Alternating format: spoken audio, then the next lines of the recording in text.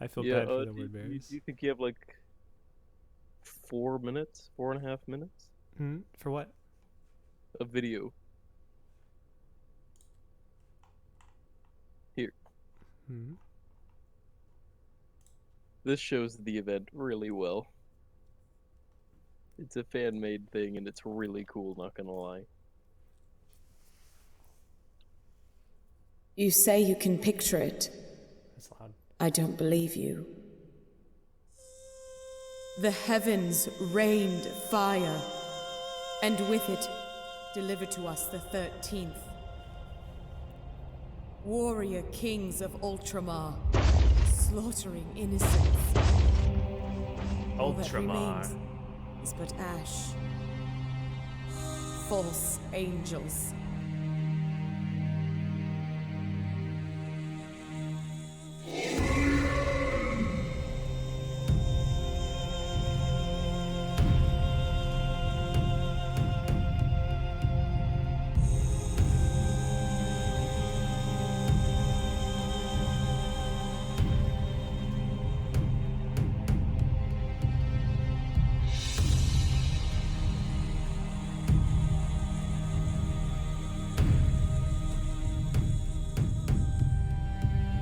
As the seas boiled and the earth burned, my faith There's the word didn't bears. die.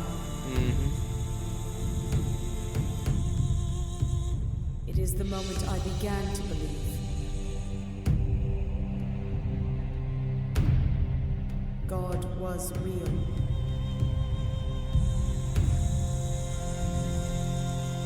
And he hated us.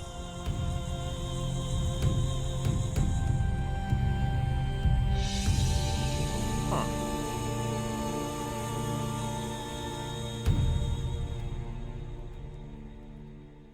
It also shows what ended up coming around for the Ultramarines a couple, I think it was 40 years later. Hmm.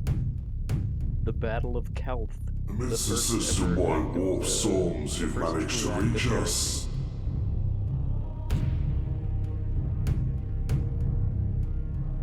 The status of your flotilla will be sent to our tech priests.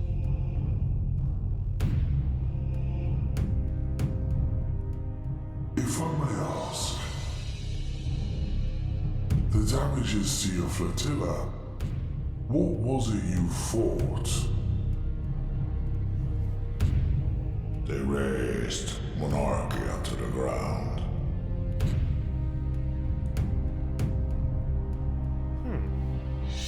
Humbled our legion.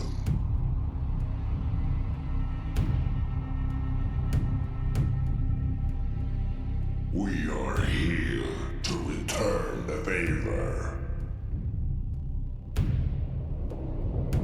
Huh.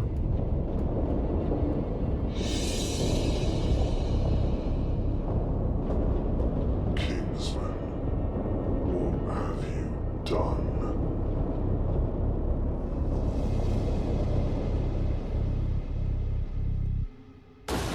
Dude, they're so pissed.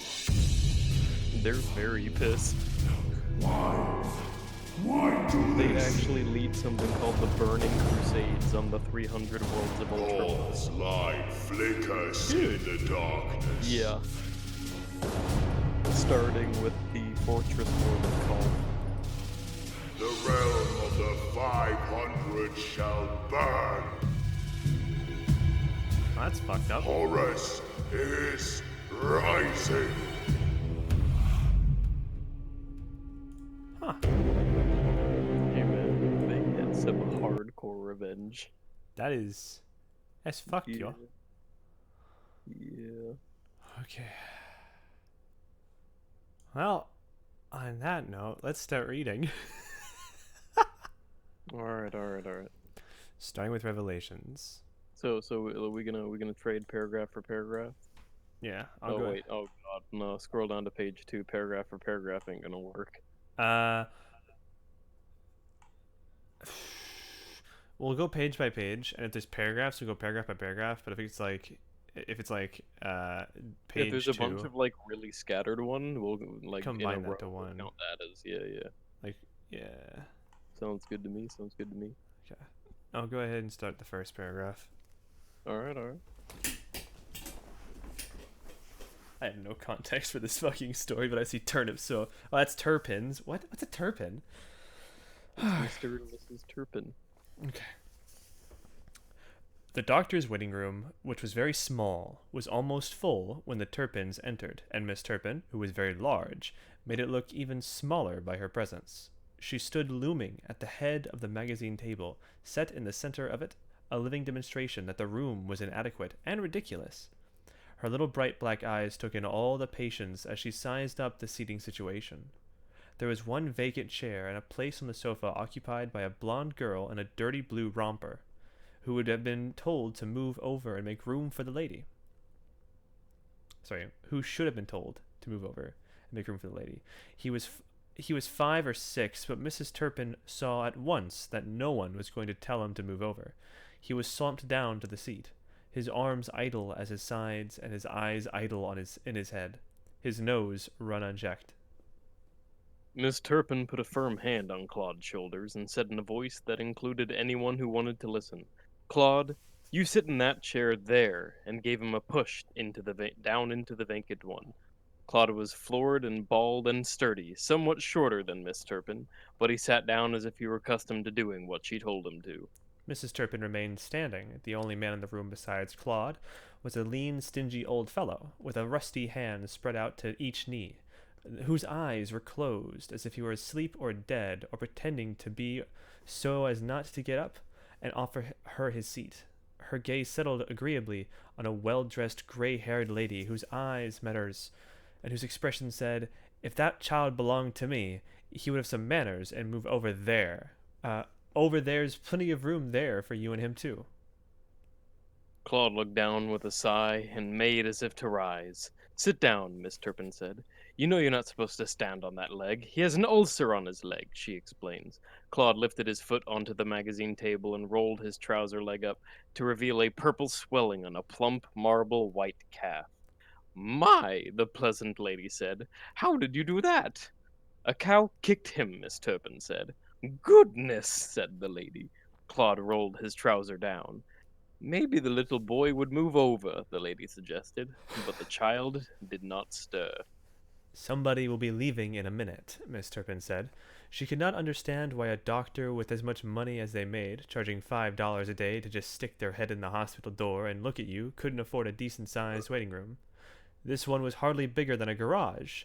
The table was cluttered with limp-looking magazines, and at one end of it were a big green glass ashtray full of cigarette butts and cotton wads with little blood spots on them. If she had anything to do with the running of this place, that would have been emptied every so often. There were no chairs against the walls at the head of the room. It had a rectangular-shaped panel in it that permitted a view of the office where the nurse came and went and the secretary listened to the radio. A plastic fern and a gold pot sat in the opening and trailed its fawns down almost to the floor.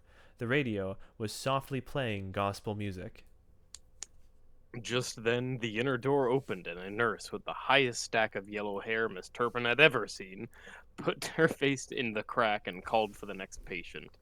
The woman sitting beside Claude grasped the two arms of her chair and hoisted herself up. She pulled her dress free from her legs and lumbered through the door where the nurse had disappeared.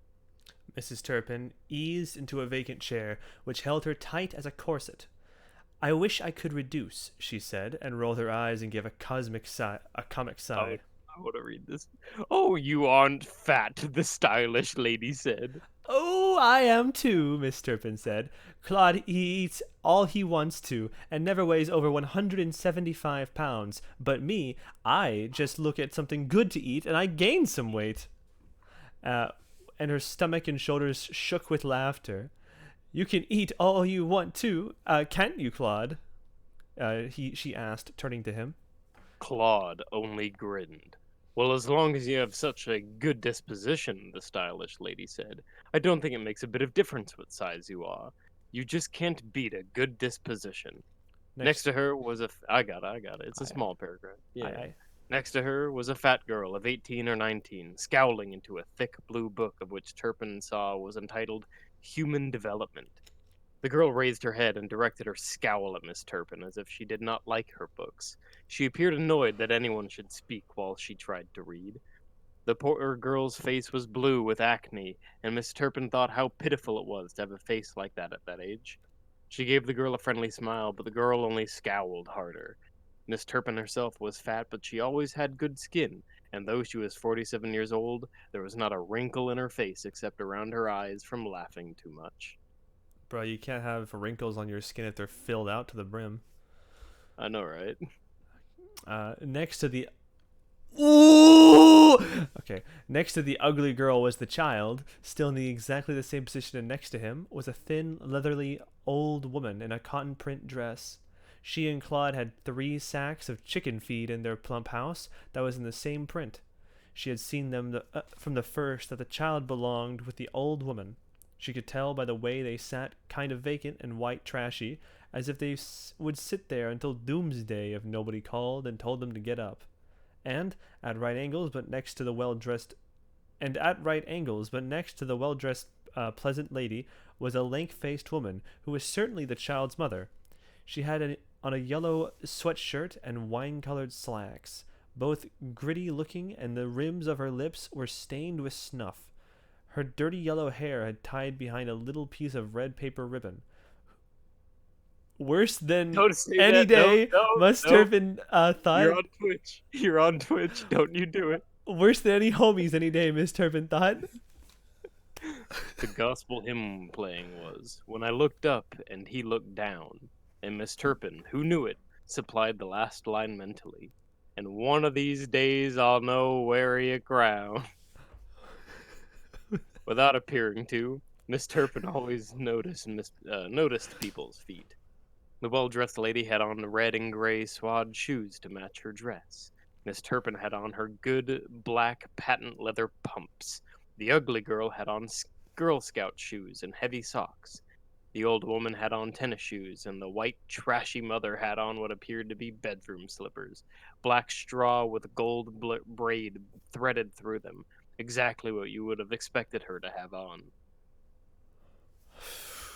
Sometimes at night, when she couldn't go to sleep, Mrs. Turpin would occupy herself with the question of who she would have to be chosen if she couldn't have been herself. If Jesus had said to her, before he made her, "There are only 2 places available for you. You can either be or white trash," what would she have said? "Please, Jesus, please," she would have said. "Just let me wait until there's another place available." And he would have said, "No, you have to go right now.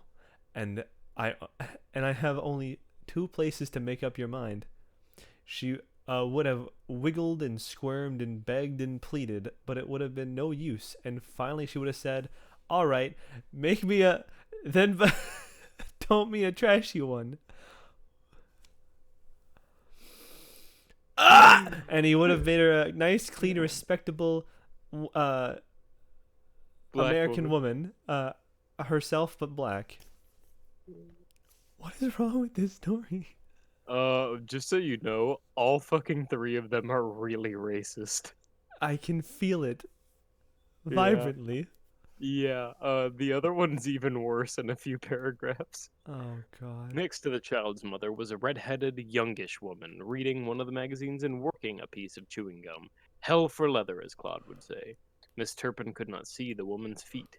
She was not white trash, just common. Sometimes Miss Turpin occupied herself at night naming the classes of people. On the bottom of the heap were the most colored people, not the kind she would have been if she had been one, but most of them. Then next to them, not above, just away from, were the white trash. Then above them were the homeowners, and above them the home and landowners, to which she and Claude belonged. Above she and Claude were people with a lot of money, and much bigger houses and much more land. But here the complexity of it would begin to bear in on her, for some of the people with a lot of money were common and ought to be below she and Claude, and some of the people who had good blood had lost their money and had to rent. And then there were some colored people who owned their homes and land as well. There was a colored dentist in town who had 2 red Lincolns and a swimming pool and a farm with registered white-faced cattle on it. Usually by the time she had fallen asleep, all the classes of people were mulling and rolling around in her head. and she would dream they were all crammed together in a boxcar, getting rid of to be put in a gas oven. Is she German? Eisterrath That's a beautiful clock, she said and nodded to her. Well, that's a beautiful clock, she said and nodded to her right. It was a big wall clock, the face encased in a brass sunburst. Yes, it's very pretty, the stylish lady said agreeably. And right on the dot, too, she added, glancing at her watch. The ugly girl... You had a huge read, so I was like, I'll do the next two. Okay. The ugly girl beside her cast an eye upward at the clock, smirked, then looked directly at Miss Turpin and smirked again. Then she returned her eyes to her book. She was obviously the lady's daughter because, although they didn't look anything alike as to disposition, they both had the same shape of face and the same blue eyes. On the lady they sparked pleasantly, but on the girl's scared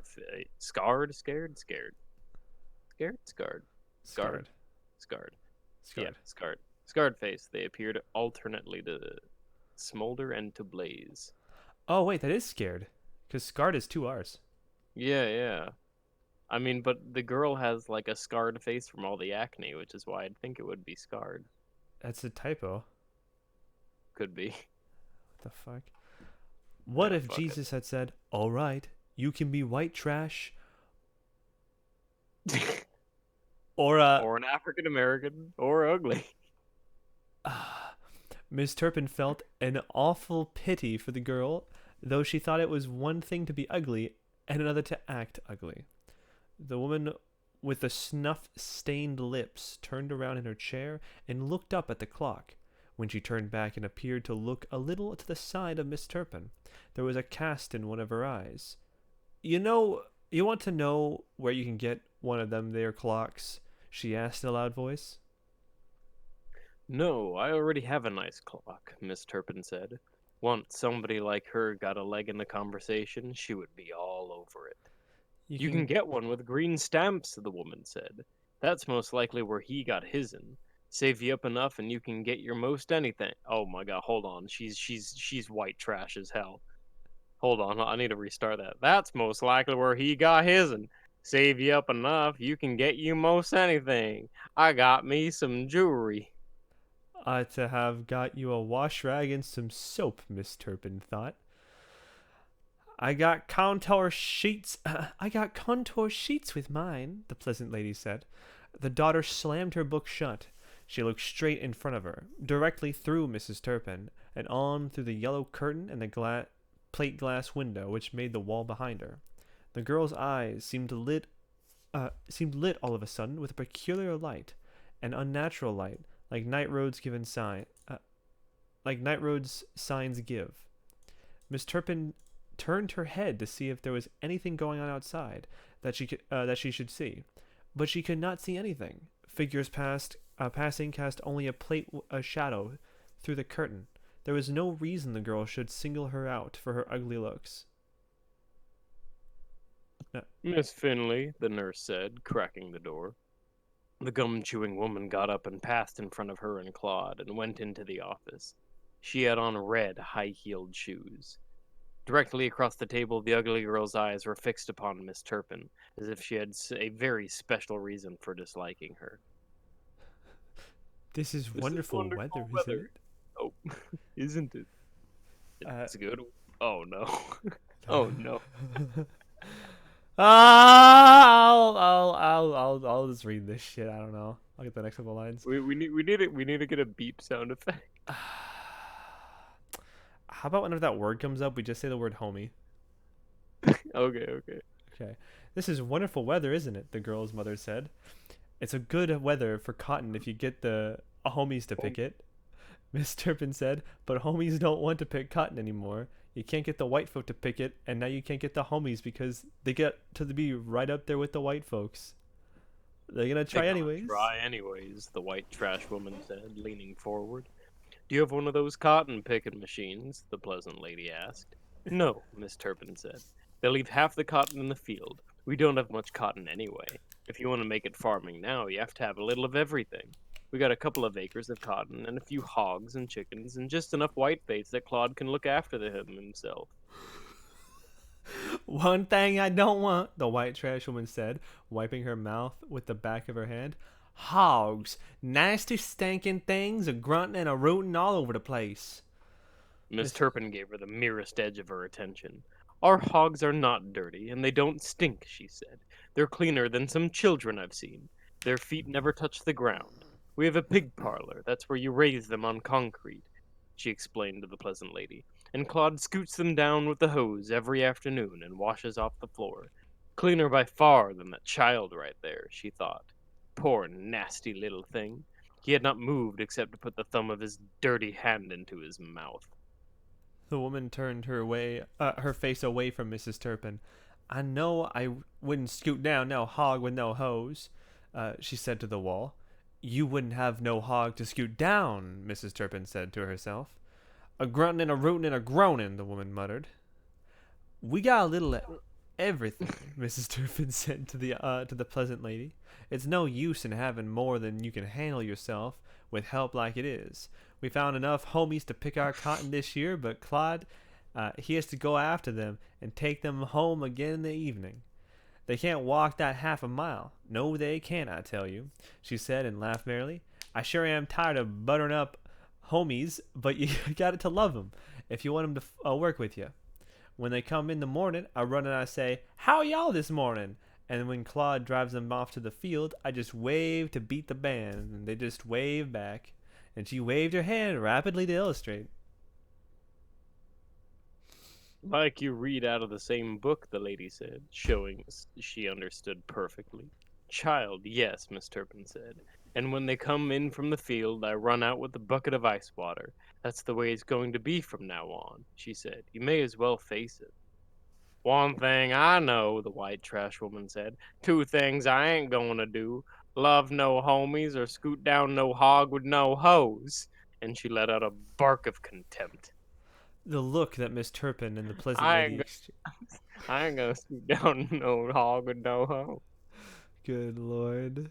She's not gonna take a shower herself? Good lord. Oh boy. That the look that Mrs. Turpin and the pleasant lady exchanged indicated they both understood that you have to have certain things before you could know certain things. But every time Mrs. Turpin exchanged a look with the lady, she was aware that the ugly girl's peculiar eyes were still on her, and she had trouble bringing her attention back to the conversation. When When you got something, she said, you got to look after it. Holy shit. right? And when you ain't got a thing but breath and britches, she added to herself, you can afford to come to town every morning and just sit on the courthouse, coping and spit. A grotesque revolving shadow passed across the curtain behind her, and was thrown palely on the opposite wall. Then a bicycle clattered down against the outside of the building. The door opened, and a colored boy glided in with a tray from a drugstore. It had two large red and white paper cups on it with tops on them. He was tall, very black boy in discolored white pants and a green nylon shirt. He was chewing gum slowly, as if to music. He set the tray down in the office, opening next to the fern, and stuck his head through the look for the secretary. She was not in there. He rested his arms on the ledge and waited. His narrow bottom stuck out, swaying slowly to the left and to the right. He raised a hand over his head and scratched the base of his skull. You know, I gotta say, we named this stream wrong. It should have been, why is O'Connor so fucking racist? You know what?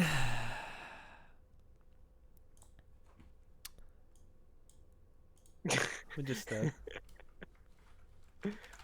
You see that button there, boy? Miss Turpin said. You can punch that and she'll come. She's probably in the back somewhere. Is that right? The boy said agreeably, as if he had never seen the button before. He leaned to the right and put his finger on it. She's sometimes out, he said, and twisted around to face his audience, his elbows behind him on the counter. The nurse appeared, and he twisted back again. She handed him $1, and he rooted in his pocket and made the change and counted it out to her. She gave him 15 cents for a tip, and he went out with the empty tray. The heavy door swung too slowly and closed at length with the sound of suction. For a moment, no one spoke.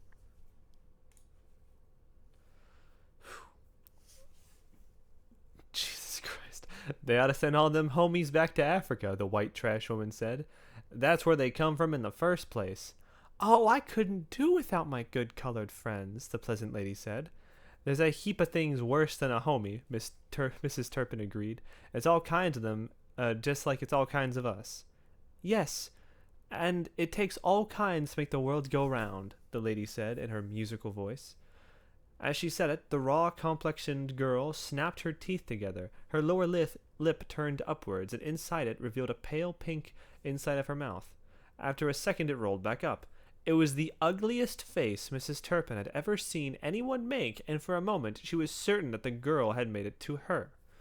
She was looking at her as if she had known and disliked her all her life, all of Mrs. Turpin's life, it seemed too, not just all the girl's life.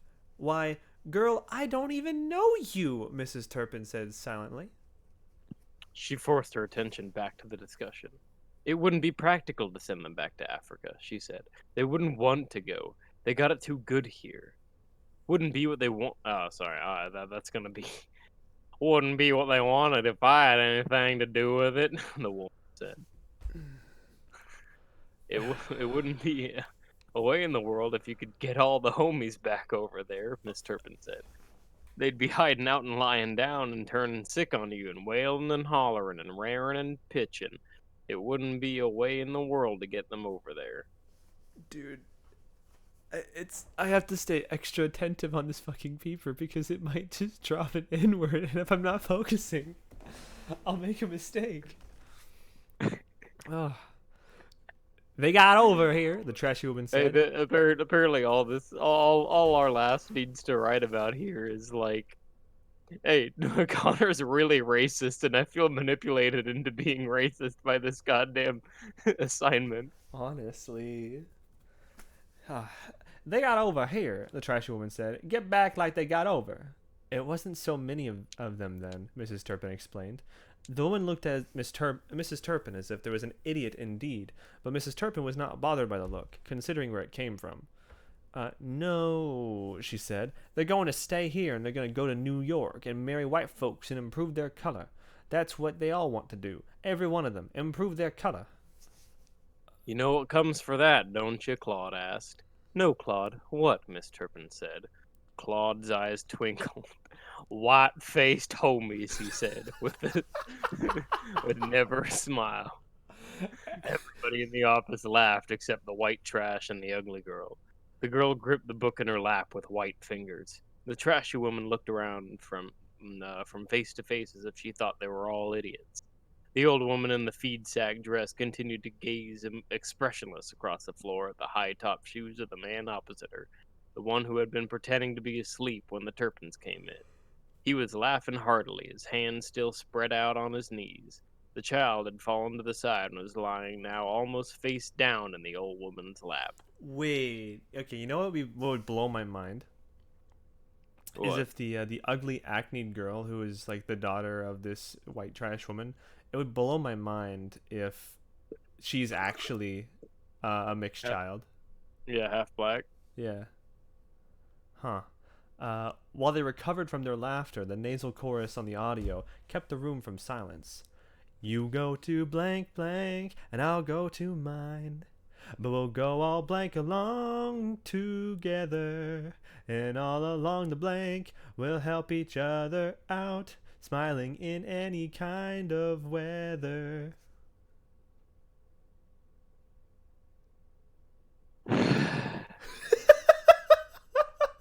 What? Miss Turpin didn't catch every word, but she caught enough to agree with the spirit of the song, and it turned her thoughts sober. To help anybody out that needed it was her philosophy of, you bitch! She never spared herself when she found somebody in need, whether they were white or black, trash or decent. And of all she had to be thankful for, she was most thankful that this was so. If Jesus had said, you call be high society and you have all the money you want and be thin and Svet like, but you can't be a good woman with it, she would have to say, well then don't make me that then. Make me a good woman, and it don't matter what else, how fat or ugly or how poor. Her heart rose. Oh God, I almost said it. He had not made her a homie or white trash or ugly. He had made her herself and given her a little bit of everything. Jesus, thank you, she said. Thank you. Whenever she counted her blessings as she felt buoyant as if she weighed 125 pounds instead of 180. Wait, she's calling herself fat when she weighs 180? Hey What? man, these are a different time. You gotta remember, like, fat for a girl is like above 120 at this day and age. What the fuck? Yeah. Bruh, if I saw a girl who was 120 and she was like the same height as me, I'd be like, yo, let's get you some food. I know some fantastic broccoli and steaks you could devour for the next 10 days. Cool. What's wrong with your little boy? The pleasant lady asked the white, trashy woman. He has an ulcer, the woman said proudly. He ain't given me a minute's peace since he was born. Him and her all black, she said, nodding to the old woman, who was running her leathery fingers through the child's pale hair. Look like I can't get nothing down from the two of 'em but Coca-Cola and candy. Oh God, more Coca-Cola. This woman doesn't know how to reference Coca-Cola without calling it Coca-Cola in every circumstance. It's in the other short story too. Wait, there's... Oh, no. Coca-Cola. It's how she says it. Oh, no. Okay, that's all you want? That's all you try to get down, and Mrs. Turpin said to herself. Too lazy to light the fire. There was nothing you could tell her about people like them that she didn't already know. She didn't know already. And it was not just that they didn't have anything, because if you gave them everything, in 2 weeks, it would all be broken, or filthy, or they would have chopped it up for lightwood. She knew all this from her own experience. Help them you must, but help them you couldn't.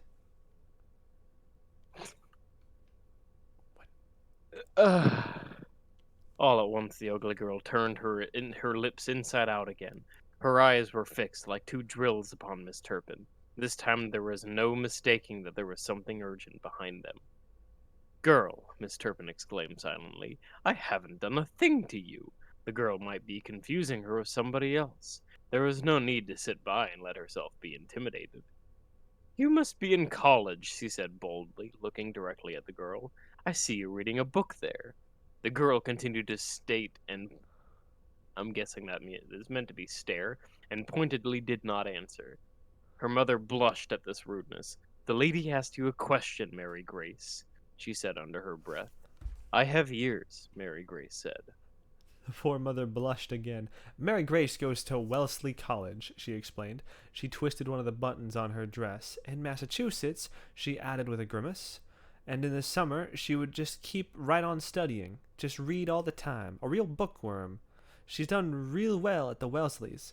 She's taken English and math and history and psychology and social studies. She rattled on, and I think it's too much. I think she ought to get out and have fun.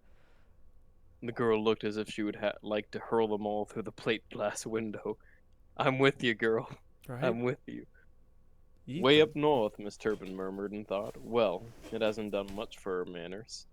I'd almost rather to have him sick, the white trash woman said, wrenching the attention back to herself. He's so mean when he ain't. Look like some children just take natural to meanness. It some gets bad when they get sick, but he was the opposite. Took sit and turned good. He don't give me no trouble now. It's me waiting to see the doctor, she said.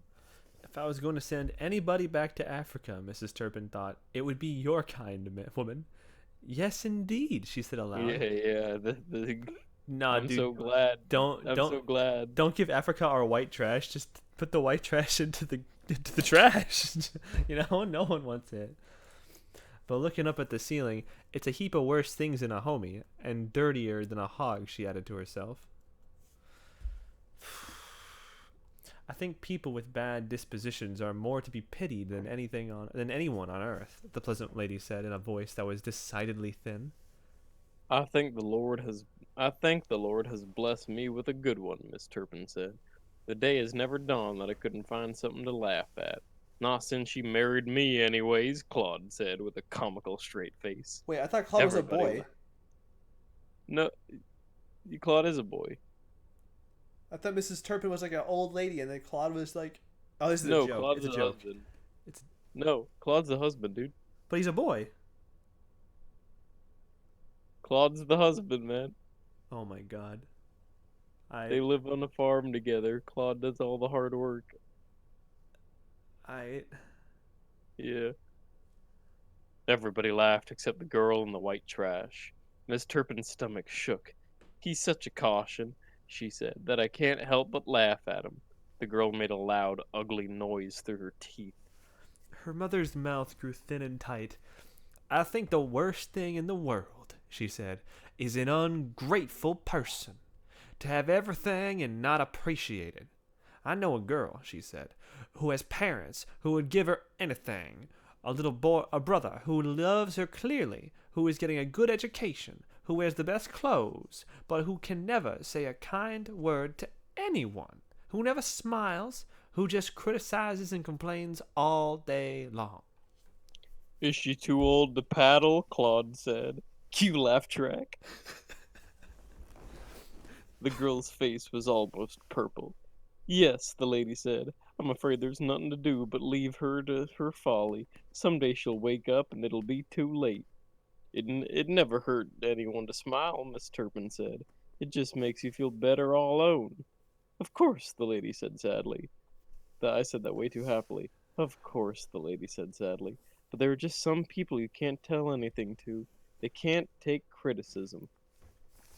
If it's one thing I am, Mrs. Turpin said with feeling, it's grateful.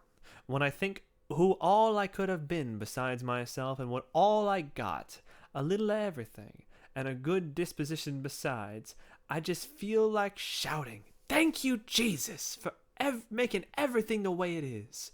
It could have been different, for one thing. Somebody else could have got Claude.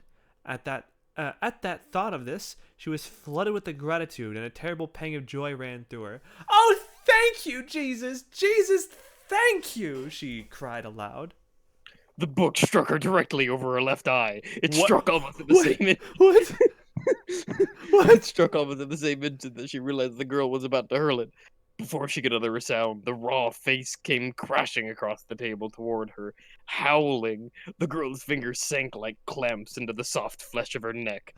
She heard the mother cry out and Claude shout, "Whoa!"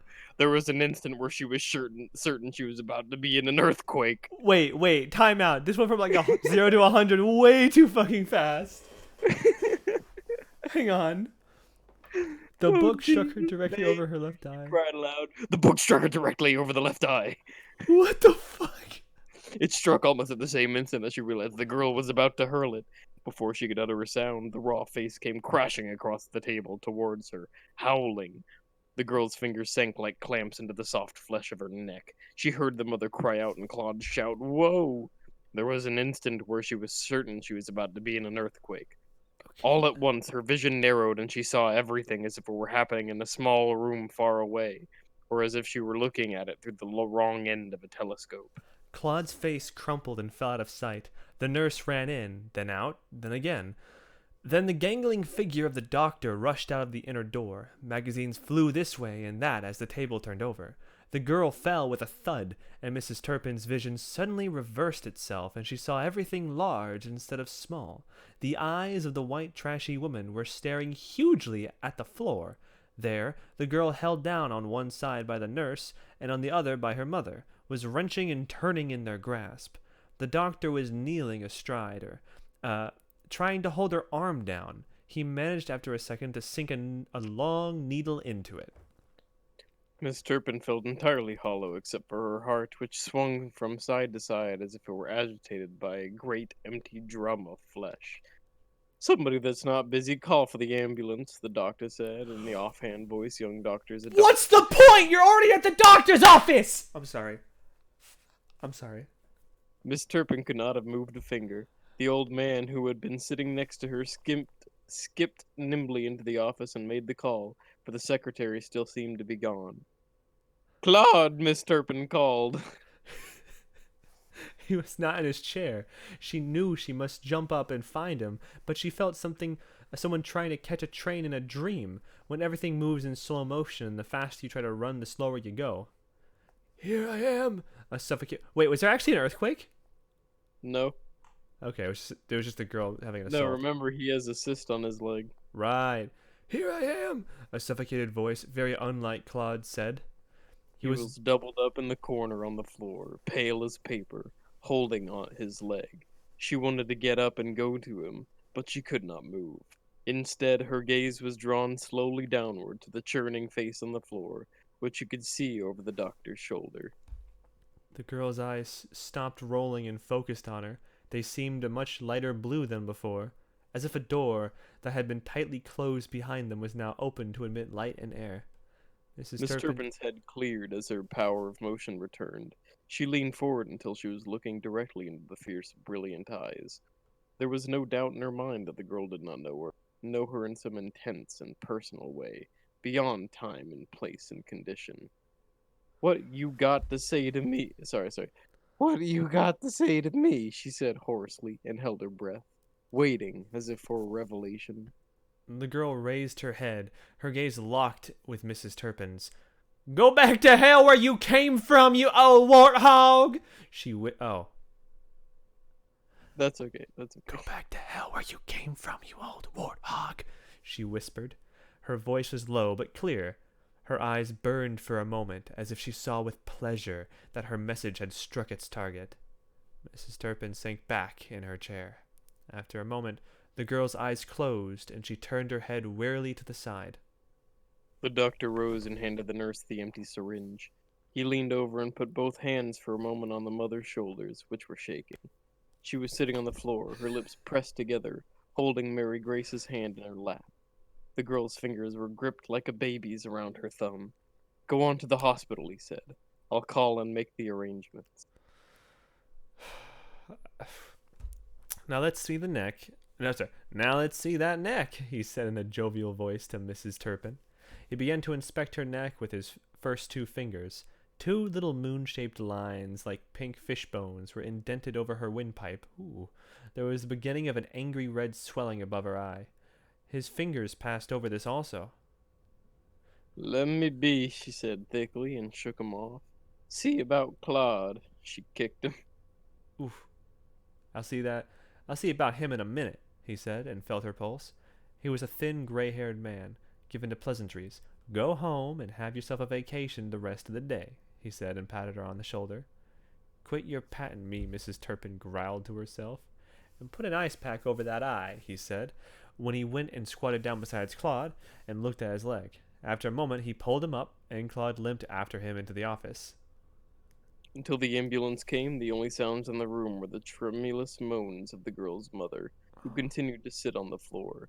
The white-dressed woman did not take her eyes off the girl. Miss Turpin looked ahead at nothing. Presently, the ambulance drew up, a long, dark shadow behind the curtain.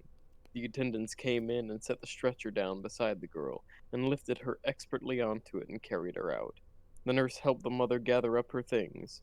The shadow of the ambulance moved silently away, and the nurse came back in the office. That there girl is going to be a lunatic, ain't she? The white trash woman asked the nurse, but the nurse kept on the back and never answered her. Yeah, she's going to be a lunatic, the white trash woman said to the rest of them. Po critter, the old woman murmured.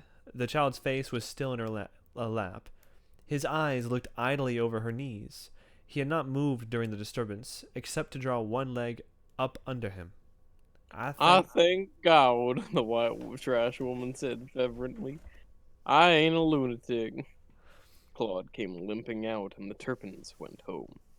As their pickup truck turned into their own dirt road and made the crest of the hill, Miss Turpin gripped the window ledge and looked out suspiciously.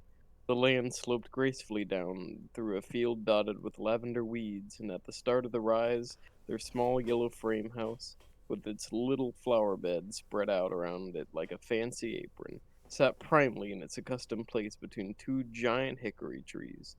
She would not have been startled to see a burnt wound between two blackened chimneys. Can I just say this is like the worst trip to a hospital ever? Like you go to the doctor's office with like a single like little issue, and you come back with more visible wounds across your body. Go to the doctors to, deal with a trivial wound, come back, more racist. More wounded than ever. Neither of them felt like eating, so they put on their house clothes and lowered the shade in the bedroom and lay down. Claude with his leg on a pillow and herself with a damp washcloth over her eye. The instant she was flat on her back, the image of a razor-backed hog with warts on its face and horns coming out behind its ears snorted into her head. She moaned a low, quiet moan. I am not, she said tearfully, a warthog from hell. But the denial had no force. The girl's eyes and her words, even the tone of her voice, low but clear, directed only to her, brooked no repudiation. She had been singled out for the message, though there was trash in the room, to whom it might justly have been applied. The full force of this fact struck her only now. There was a woman there who was neglecting her own child, but she had been overlooked. The message had been given to Ruby Turpin, a respectable, hard-working, church-going woman. The tears dried. Her eyes began to burn instead with wrath. She rose on her elbow, and the washcloth fell into her hand. Claude was laying on his back, snoring. She wanted to tell him what the girl had said. At the same time, she did not wish to put the image of herself as a warthog from hell into his mind. "Hey, Claude," she muttered and pushed his shoulder. Claude opened one pale, baby blue eye. She looked into it warily. He did not think about anything. "Whoa, what is it?" he said, and closed the eye again. "Nothing," she said. "Does your leg pain you?" "Hurts like hell," Claude said. It'll quit terribly, she said, and lay back down. In a moment, Claude was snoring again. For the rest of the afternoon, they lay there. Claude slept. She scowled at the ceiling. Occasionally, she raised her fist and made a small stabbing motion over her chest, as if she was defending her innocence to invisible guests who were like the comforters of the job, but reasonable seeming, not but wrong. About 5:30, Claude stirred. Oh God! Gotta go after those homies," he sighed, not moving. She was looking straight up, as if there was an unintelligible hand writing on the ceiling. The protuberance over her eye had it turned a greenish blue. "Listen here," she said. "What?" What? "Kiss me." Claude leaned over and kissed her loudly on the mouth. She pinched her side, and her hands interlocked. Her expression of ferocious concentration did not change. Claude got up, groaning and growling, limped off. She continued to study the ceiling. She did not get up until she heard the pickup truck coming back with the homies. Then she rose and thrust her feet in brown Oxfords, which she did not bother to lace, and stumped out into the back porch, and got a red plastic bucket. She emptied a tray of ice cubes into it and filled it half full of water, and went out into the backyard. I'm sorry, have you read your chat? Holy milk, I like you a lot. You go, dude. Yeah, I'm always gonna read it afterwards. Okay. Sorry, I was like, this dude is like, what? Listen, he's suffering with us. You go, dude. Yeah, dude, we out here. We out here, man. All right. Hold up. Because, all right. So, you just went to Hickory Trees, right? No. No backyard, sorry. Yeah. Every afternoon after Claude brought the hands in, one of the boys helped him put out hay, and the rest waited in the back of the truck until he was ready to take him home. The truck was parked in the shade under one of the hickory trees. "Hi, y'all, this evening," Miss Turpin asked grimly, appearing with the bucket and the dipper. There were 3 women and a boy in the truck. "I was doing nicely," the oldest woman said.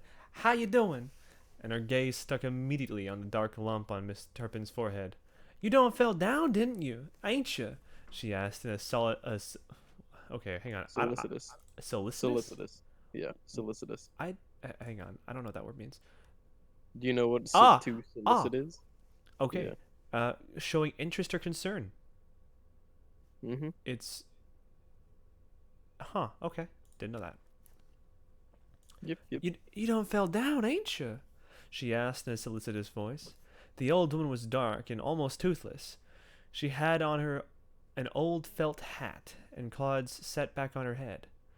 The other two women were younger and lighter, and they both had new bright green sun hats. One of them had hers on her head. The other had taken hers off, and the boy was grinning beneath it. Miss Turpin set the bucket down on the floor of the truck. Y'all help yourselves, she said, and look around to make sure Claude had gone. No, I didn't fall down, she said, folding her arms. It was something worse than that. Ain't nothing bad happened to you, the old said. She said as if they all knew that Miss Turpin was protected in some special way by divine providence. You just had you a little fall. We were in town at the doctor's office for what the cow kicked Mr. Turpin, Mrs. Turpin said in a flat tone that indicated they could leave off their foolishness. And there was this girl there, a big fat girl with her face all broke out. I could look at that girl and tell her she was peculiar, but I couldn't tell how. And me and her mama were just talking and going along, and all of a sudden, wham! She throws that big book she was reading at me, and No, the old woman cried out. And then she jumps over the table and commences to choke me. Nah, they all exclaimed, nah. How come she do that? The old woman asked. What ail her? Miss Turpin only glared in front of her. Something ail her, the old woman said. They carried her off in an ambulance, Mrs. Turpin continued. But before she was rolling on the floor, and they were trying to hold her down and give her a shot, and she says something to me. She paused. You know what she said to me? What she say? They asked.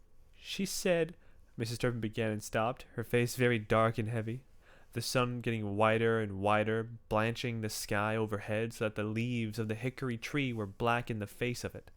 She could not bring forth the words. Something real ugly, she muttered. She sure shouldn't said nothing ugly to you, the old woman said. You so sweet. You the sweetest lady I know. She pretty too, the one with the hat said on. And stout, said the other one. I never knewed no sweeter white lady. That's the truth before Jesus, the old woman said. Amen. You just as sweet and pretty as you can be. Mrs. Turpin knew just exactly how much the homey flattery was worth, and it added to her Bruh! She said. She began again and finished this time with a fierce rush of breath. That I was an old warthog from hell. There was an astounded silence. Where's she at? The youngest woman cried in a piercing voice. Let me see her. I'll kill her. I'll kill her with you too, the other one cried. She belong in the slum, the old woman said empathetically. You, the sweetest white lady I know. She pretty too, the other two said. Stout as she can be and sweet. Jesus satisfied with her. Deed he is, the old woman declared. Idiots, Miss Turpin growled to herself. You could never say anything intelligent to me. You could not talk at them. You could talk at them, but not with them. Y'all ain't drunk your water, she said shortly. Leave the bucket in the truck when you're finished with it. I got more to do than just stand around and pass the time of day. And she moved off and into the house. She stood for a moment in the middle of the kitchen. The dark protuberance over her eye looked like a miniature tornado cloud, which might any moment sweep across the horizon of her brow. Her lower lip protruded dangerously. She squared her massive shoulders. Then she marched into the front of the house and out the side door and started down the road to the big parlor. She had the look of a woman going single-handed, weaponless, into battle. The sun was a deep yellow now, like a harvest moon. It was riding westward very fast over the far tree line, as if it meant to catch the hogs before she did. The road was rutted, and she kicked several good-sized stones from her path as she strode along. The pig parlor was on a little knoll at the end of a lane that ran off from the side of the barn. It was a square of concrete as large as a small room, with a board fence about 4 feet high around it. The concrete floor sloped slightly so that the hogwash could drain off into a trench where it was carried out to the field for fertilizer. Claude was standing on the outside, on the edge of the concrete, hanging onto the top board, hosing down the floor inside. The hose was connected to the faucet of water, to the faucet of a water trough nearby. Mrs. Turpin climbed up beside him and glowered down at the hogs inside. There were 7 long-snouted, bristly shoats, and its tan with liver-colored spots and all, so a few weeks off from farrowing. She was lying on her side, grunting. The shoats were running about, shaking themselves like idiot children, their little slit pig eyes searching the floor for anything left. She had read that the pigs were the most intelligent animal. She doubted it. They were supposed to be smarter than dogs. There had even been a pig astronaut. He had performed his assignment perfectly, but died of a heart attack afterwards because they left him in his electric suit, sitting upright throughout his examination, when, naturally, a hog should be on all fours. A gruntin' and a rootin' and a Give me that hoe, she said, yanking it away from Claude. Go on and carry them homies home, and then get off that leg. You look like you might have swallowed a mad dog, Claude observed, but he got down and limped off. He paid no attention to her humors. Until he was out of earshot, Mrs. Turpin stood on the side of the pen, holding the hose and pointing the stream of water at the hind quarters of any shoat that looked as if it might try to lie down. When he had time to get over the hill, she turned her head slightly, and her wrathful eyes scanned the path. He was nowhere in sight. She turned back again and seemed to gather herself up. Her shoulders rose, and she drew in her breath. "What do you send me a message like that for?" she said in a low, fierce voice, barely above a whisper, but with the force of a shout and its concentrated fury. "How am I a hog, and me both? How am I saved from hell too?" Her free fist was knotted, and with the other she gripped the hose, blindly pointing the stream of water in and out of the eye of the old sow, whose outraged squeal she did not hear. The pig parlor commanded a view of the back pasture, where their 20 beef cows were gathered around the hay bales Claude and the boy had put out. The freshly cut pasture sloped down to the highway. Across it was their cotton field, and beyond that dark green dusty wood, which they owned as well. The sun was behind the wood, very red, looking over the palling of trees like a farmer inspecting his own hog. "Why me?" she rumbled. "It's no trash around here, black or white, that I haven't given to, and break my back to the bone every day working and do for the church." She appeared to be right-sized woman to command the arena before her. "How am I a hog?" she demanded. "Exactly how am I like them?" And she drabbed the stream of water at the shoats. "There were plenty of trash there. I didn't have to be me." If you look like trash better, go get yourself some trash then, she railed. Or you could have made me trash. Or a homie. If trash is what you wanted, why didn't you make me trash?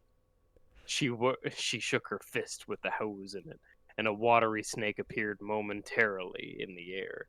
I could quit working and take it easy and be filthy, she growled. Lounge about the sidewalks all day drinking root beer. Dip snuff and spit in every puddle I have and it all over my face. I could be nasty. Or you could have made me a homie. It's too late for me to be a homie. She said with a deep sarcasm, but I could act like one. Lay down in the middle of the road and stop traffic. Roll on the ground. In the deepening light. Everything was taking on a mysterious hue. The pasture was growing a particularly glassy green, and the streak of the highway had turned lavender. She braced herself for a final assault, and this time her voice rolled out over the pasture. "Go on," she yelled. "Call me a hog. Call me a hog again. From hell. Call me a warthog from hell. Put that bottom rail on top. There'll still be a top and a bottom." A garbled echo returned to her. A final surge of fury shook her and roared, "Who do you think you are?" The color of everything, field and crimson sky, burned for a moment with a transparent intensity.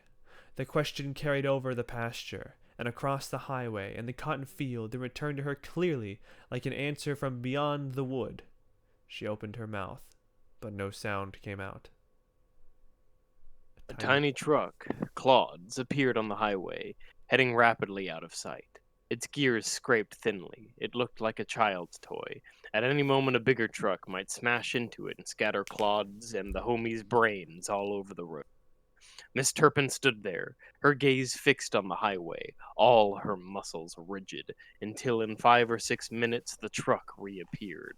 Returning, she waited until it had time to turn into their own road.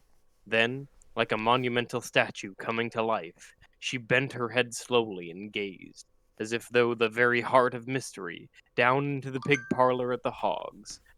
They had settled all in one corner around the old sow who was grunting softly. A red glow suffused them. They had appeared to pant with a secret life. Until the sun slipped finally behind the tree line, Mrs. Turpin remained there with her gaze bent to them as if she were absorbing some abysmal life-giving knowledge. At last, she lifted her head. There was only a purple streak in the sky, cutting through a field of crimson and leading like an extension to the highway, into the descending dusk. She raised her hands from the side of the pen, in a gesture heretic and profound. A visionary light settled in her eyes. She saw the streak as a vast swinging bridge extending upwards from the earth through a field of living fire. Upon it a vast horde of souls were tumbling towards heaven. There were whole companies of white trash, clean for the first time in their lives, and bands of black homies in white robes, and battalions of freaks and lunatics shouting and clapping and leaping like frogs. Bringing up the end of the procession was a tribe of people whom she recognized at once as those who, like herself and Claude, had always had everything and the given wit to use it right. She leaned forward to observe them closer. They were marching behind the others with great dignity, accountable as though they had been given for good order and common sense and respectable behavior. They alone were on key. Yet she could see by their shocked and altered faces. Their virtues had been burned away. She had lowered her hands and gripped the rail of the hog pen, her eyes small but fixed unblinkingly on what lay ahead. In a moment, the vision faded. She remained where she was. At length she got down and turned off the faucet, and in her slow way on the darkening path to the house. In woods around her the invisible cricket choruses had struck up, but what she heard were the voices of the souls climbing upward into the starry field and shouting hallelujah. Well, this was quite the experience to read, not going to lie. I crave another racy story from the past. I gotta read through all of Holy Milk stuff. Hang on. But before that, I think I know where the manipulation came from, though. I will. Okay. You say what you got. So the white trash lady was just like super insistent on the racist stuff the entire time, and Mm-hmm. in the moment when she was attacked, the white trash lady had just said something racist afterwards, and then she like praised the Lord for her not being white trash, Mm-hmm. and she was attacked, and in that moment of like I guess vulnerability, her trust in the Lord faded, and she herself kind of also. I how do you explain this? When a tragedy occurs, your sense of what you believe in can be changed based on what was happening in the moment. So Mm-hmm. she was almost like she was manipulated based on the words that were said to her just previously, as well as the assault that occurred to her in a place where she thought she was safe, and all the things that the farmhands had come and said. She had believed herself prior, but now she doubted it. She couldn't believe it, and Yeah. so the I'll manipulation. mention a second instance of manipulation was them attempting to get the boy to move from his seat. I noticed that like immediately. At the start. Yeah, the very start there was them trying to get like, oh, if that were my boy, I'd make him move. Right? I was. Which was that was smack in the face manipulation right there. Mm-hmm. But and that's obviously not enough to like affect the story too heavily, but it is something in need of being pointed out, I feel. Debatable. If the request was to do something for the story, then that doesn't. The only thing that impacts on the story is that the room opens up after that sentence is said. Like they go from silence Yeah. to talking, which is I guess it's a pretty big deal. I would say that is what started the story and what morphed the story was the racist lady, the white trash lady, just constantly being racist, and then her rotten daughter attacking Mrs. Turpin. My favorite part is the lady getting smited by the book. Oh my god. Hey man, it happened. All right, here. All right, so I'm sending you a link here to a Google Doc that we can share. Mm-hmm. I think you'll like the name, and let's note down some this manipulation here. I think you can edit it and write down what you've noted. Gotcha. Yeah. And do you like the name?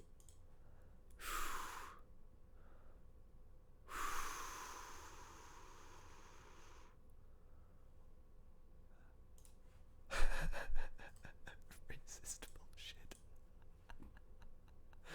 I do. Okay. So that's your mouse?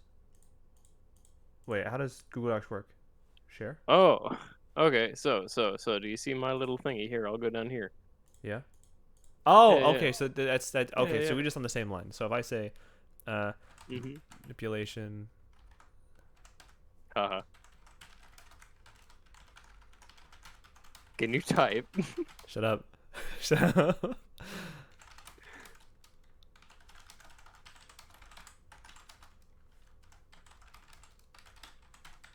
Oh, come on, boy. Drag that onto the main screen. Oh no. Yeah. Drag it onto the mainstream. You're gonna Yeah, Okay. there you go. There you go. Okay. Nani, I crave louder Make sure typing. your IP isn't make sure your IP isn't, being displayed anywhere, and you'll be fine. All right. What Make was sure it? you don't accidentally start typing out passwords, and you'll be aight.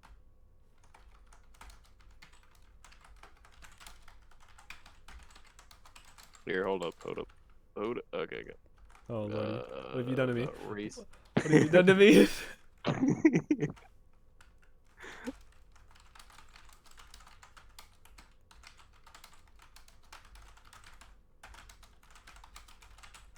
Joth Girls 420.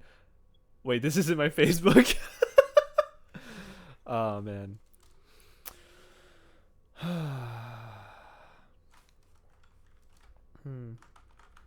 What's his name? Mrs. Turpin? Mrs. Turpin.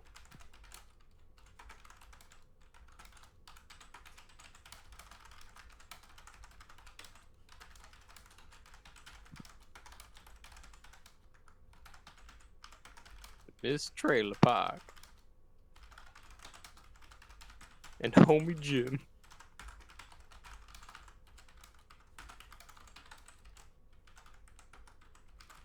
Oh, you know what? That's why everyone who I introduce to misspells my name. You don't spell my name right. I do now. You didn't What do you mean? in the Twitch thing. You spelled it with an EN. Isn't it? Wait, you put an Ian in my phone. That's because no. That's because you wanted it with an EN in the phone. You piece of We had a conversation about it. We had a conversation. You son of a bitch. Remember the fucking conversation next time. Yada. For future reference, it's AN. But it's okay, I forgive you. I'm gonna beat this shit out of you with a goddamn. Alright, holy milk. You have a good one, my dude. Okay, bye, Holy Milk. Thank you for listening, and I'm gonna blast you with a fucking plastic spoon. Alright, while you finish typing that out, I'm gonna go use the restroom real quick. Gotcha.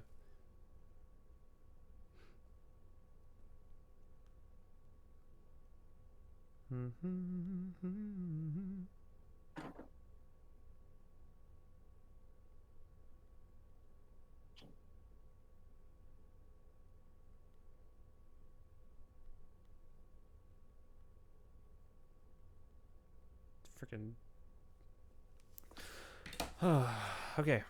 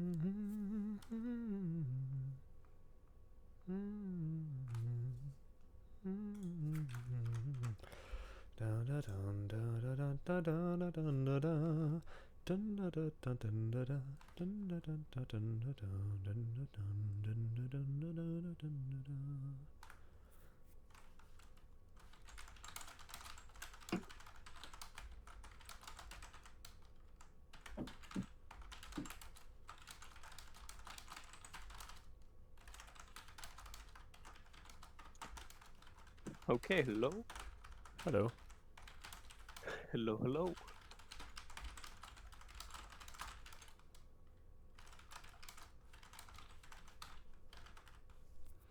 Okay.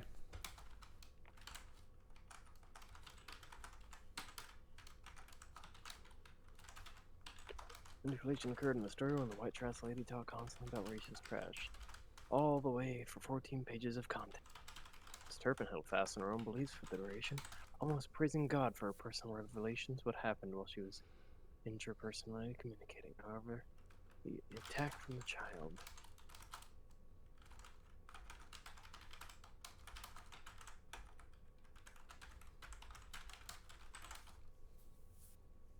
And to have doubts about if God believed her and started to act and think in a similar way to the white trash lady around African American farmland. To me, this shows that the words white trash woman said had more of a lasting impact on Miss Turpin than it otherwise would have had before the attack. The mental vulnerability afterwards led to the direct manipulation that progressed to the story, point where Miss Turpin had her vision. That's my thoughts.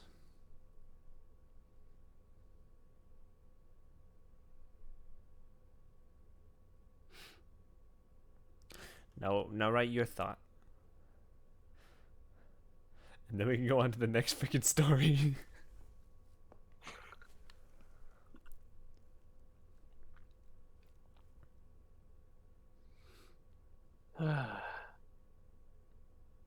What's up? It's so racist.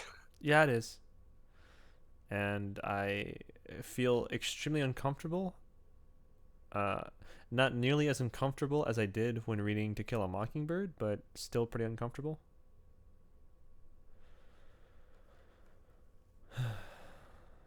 Yeah, it's a little fucking weird.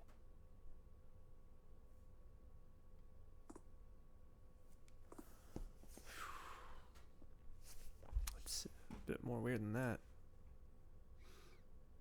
No, I think you've gotten my thoughts all put to page. I mean, my only thing here was that one bit at the very beginning where they were attempting to manipulate the kid into moving, but again, that's not point relevant. The assignment is Oh, yo, you got a link for the assignment page? God bless. no. Hold on. I can look up exactly everything for the assignment. 500 words. Words includes the title of a paper, the body, and does not include heading and words side of pages. In essay format, please explain how the themes of good and evil, manipulation, or religion influence the plot in the short story. Okay. So, themes of manipulation overall. That is going to what you've already typed is already the correct and accurate thing from what I can gather from this fucking racist tragedy. Repeat that, please. To repeat that, you've already noted down what I believe the best example would be. Mm-hmm. Because I mean, again, the only other thing that I picked up that was manipulative, it doesn't overall add to the theme of everything. Although, no. This does also play in because it's the same lady, isn't it? Mm-hmm. It's the same lady that starts this whole manipulation thing. That even where was it? Where was it? Let's go back to near the beginning. Let's search the PDF receipt.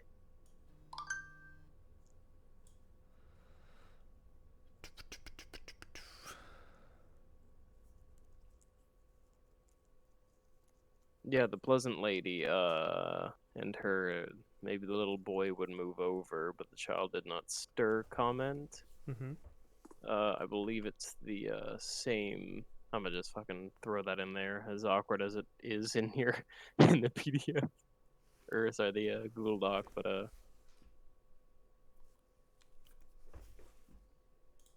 Mm-hmm. just gonna be the best thing I'm gonna have to say for it, or add into it. Okay. What is your font? 11 Arial. You gonna match my font? Yes. Bruh. Okay, fine. We'll go New Times Roman for me. Fine. Fuck you. No, it's good. It's good. No, no. You know what? I'm matching my tattoo and going with Courier. Oh, okay, that's good too. Yeah. I'll match my tattoo and we'll go with Courier.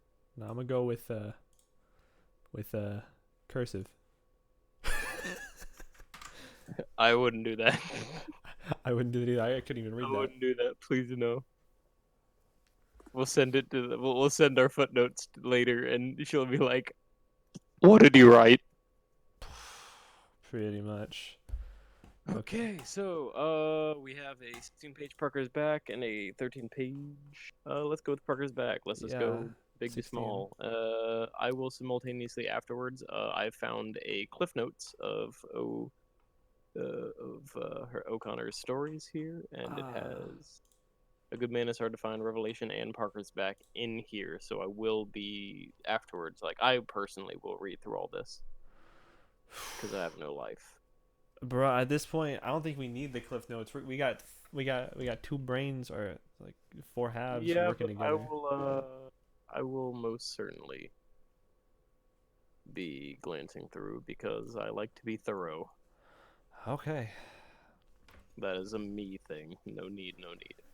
All right. So, looking through Parker's Back here, it seems we have paragraphs, Nick. Just solid paragraphs, Solid paragraphs, and it'll show like in little indents where the paragraph doesn't quite end yet, or so. Thank Where new paragraphs begin and all that. God. So every time there's an indent, we'll switch, even if it's just like a sentence or so. Thank Sound good? God. Yeah, sounds great. This is a much better PDF, and it looks like it has a lot less spelling errors. Hell yeah. Okay, well, it's time. I'll go ahead and start it off. Maybe we'll get to say homies less. I Doubt don't know. Holy Milk wanted it to be he wanted it to be, what was it? He said, hang on. I refreshed the page, but he said he wanted it to become neighbors. Neighbors. You want to call it neighbors this time? No, I don't think so. I really don't think so at all, because if it's neighbors and it starts at the end, I'm much more likely to, mix it up. Yeah, see, that's why I liked homies. Homies is it's an entirely different word, and I got homies. Okay. So. Oh, I was about to start reading A Good Man Is Hard to Find. Okay, Parker's Back. Mm-hmm. Parker's wife was sitting on the front porch floor, snapping beans. Parker was sitting on the step some distance away, watching her sullenly. She was plain. What? Oh, she was plain. I know what that means. The skin on her face was thin and drawn as tight as the skin on an onion, and her eyes were gray and sharp like the points of two ice picks. Parker understood why he had married her. He couldn't have got her any other way, but he couldn't understand why he stayed with her now. She was pregnant, and pregnant women were not his favorite kind. Nevertheless, he stayed, as if she had him conjured. He was puzzled and ashamed of himself. Did this writer commit suicide for like how much hate she has in her life or something? Because there's every story begins with hatred. What the fuck? The house they rented sat alone, save for a single tall pecan tree on a high embankment overlooking a highway. At intervals, a car would shoot past below, and his wife's eyes would swerve suspiciously after the sound of it, and then come back to rest on the newspaper full of beans in her lap. One of the things she did not approve of was automobiles. In addition to her other bad qualities, she was forever sniffing up sin. She did not smoke or dip, drink whiskey, use bad language, or paint her face. And God knew some paint would have improved it, Parker thought. Her being against color, it was the more remarkable she had married him. Sometimes he supposed that she had married him because she meant to save him. At other times, he had a suspicion that she actually liked everything else she said she didn't. He could account for her one way or another. It was himself he could not understand. She turned her head in his direction and said, "It's no reason you can't work for a man. It don't have to be a woman." Ah, shut your mouth for a change, Parker muttered. If he had been certain she was jealous of a woman he had worked for, he would have been pleased, but more likely she was concerned with the sin that would result if he and the woman took a liking to each other. He had told her that the woman was a hefty young blonde. In fact, she was nearly 70 years old and too dried up to have an interest in anything except getting as much work out of him as she could. Not that the old woman didn't sometimes get an interest in a young man, particularly if he was as attractive as Parker felt he was, but this old woman looked at him the same way she looked at her old tractor, as if she had put up with it because it was all she had. The tractor had broken down the second day Parker was on it, and she had set him at once to cutting bushes, saying out to the side of her mouth to the homie, "Everything he touches, he breaks." She also asked him to wear his shirt when he worked. Parker had removed it even though the day was not sultry. He put it back on reluctantly. This ugly woman Parker married was his first wife. He had had other women, but he had planned never to get himself tied up legally. He had first seen her one morning when his truck broke down on the highway. He had managed to pull it off the road into a neatly swept yard on which sat a peeling two-room house. He got out and opened the hood of the truck and began to study the motor. Parker had an extra sense that told him when there was a woman nearby watching him. Fucking Spider-Man, but with a woman's Peter Parker over here. Oh my god. Ooh, there's a woman watching. After he had leaned over the motor a few minutes, his neck began to prickle. It is fucking Spider-Man. What the heck, dude? He cast his eye over the empty yard and porch of the house. A woman he could not see was either nearby, beyond a clump of honeysuckle, or in the house, watching him out the window. Suddenly, Parker began to jump up and down and fling his hand about as if he had mashed it in the machinery. He doubled over and held his hand close to his chest. "God damn it!" he hollered. "Jesus Christ in hell! Jesus God Almighty damn! God damn it to hell!" He went on, flinging out the same few oaths over and over as loud as he could. Without warning, a terrible bristly claw slammed into the side of his face, and he fell backwards on the hood of the truck. "You don't talk no filth here," a voice close to him shrilled. Parker's vision was so blurred that for an instant he thought he had been attacked by some creature from above, a giant hawk-eyed angel wielding a hoary weapon. As his sight cleared, he saw before him a tall, raw-boned girl with a broom. "I hurt my hand," he said. "I hurt my hand." He was so incensed that he forgot that he hadn't hurt his hand. "My hand may be broke," he growled, although his voice was still unsteady. "Let me see it," the girl demanded. Parker struck out his hand as she came closer and looked at it. There was no mark on the palm, and she took the hand and turned it over. Her own hand was dry and hot and rough, and Parker felt himself jolted back to life by her touch. He looked more closely at her. I don't want nothing to do with this one, he thought. The girl's sharp eyes peered at the back of the stubby reddish hand she had held. There, emblazoned in red and blue, was a tattooed eagle perched on a cannon. Parker's sleeve was rolled up to the elbow. Above the eagle, a serpent was coiled about a shield, and in the spaces between the eagle and the serpent, there were hearts, some with arrows through them. Above the serpent, there was a spread hand of cards. Every space on the skin of Parker's arm, from wrist to elbow, was covered in some loud design. The girl gazed at this and was almost stupefied smile of shock. As if she had accidentally grasped a poisonous snake, she dropped the hand. I got most of my other ones in foreign parts, Parker said. These here are mostly got in the United States. I got my first one when I was only 15-year-old. Don't tell me, the girl said. I don't like it. I ain't got any use of it. You ought to see the ones you can't see, Parker said, and winked. 2 circles Oh, of red wink. appeared like apples in the... He's a tramp stamp, Jesus fucking Christ. 2 circles of red appeared like apples on the girl's cheeks, and softened her appearance. Parker was intrigued. He did not for a minute think that she didn't like the tattoos. He had never yet met a woman who was not attracted to them.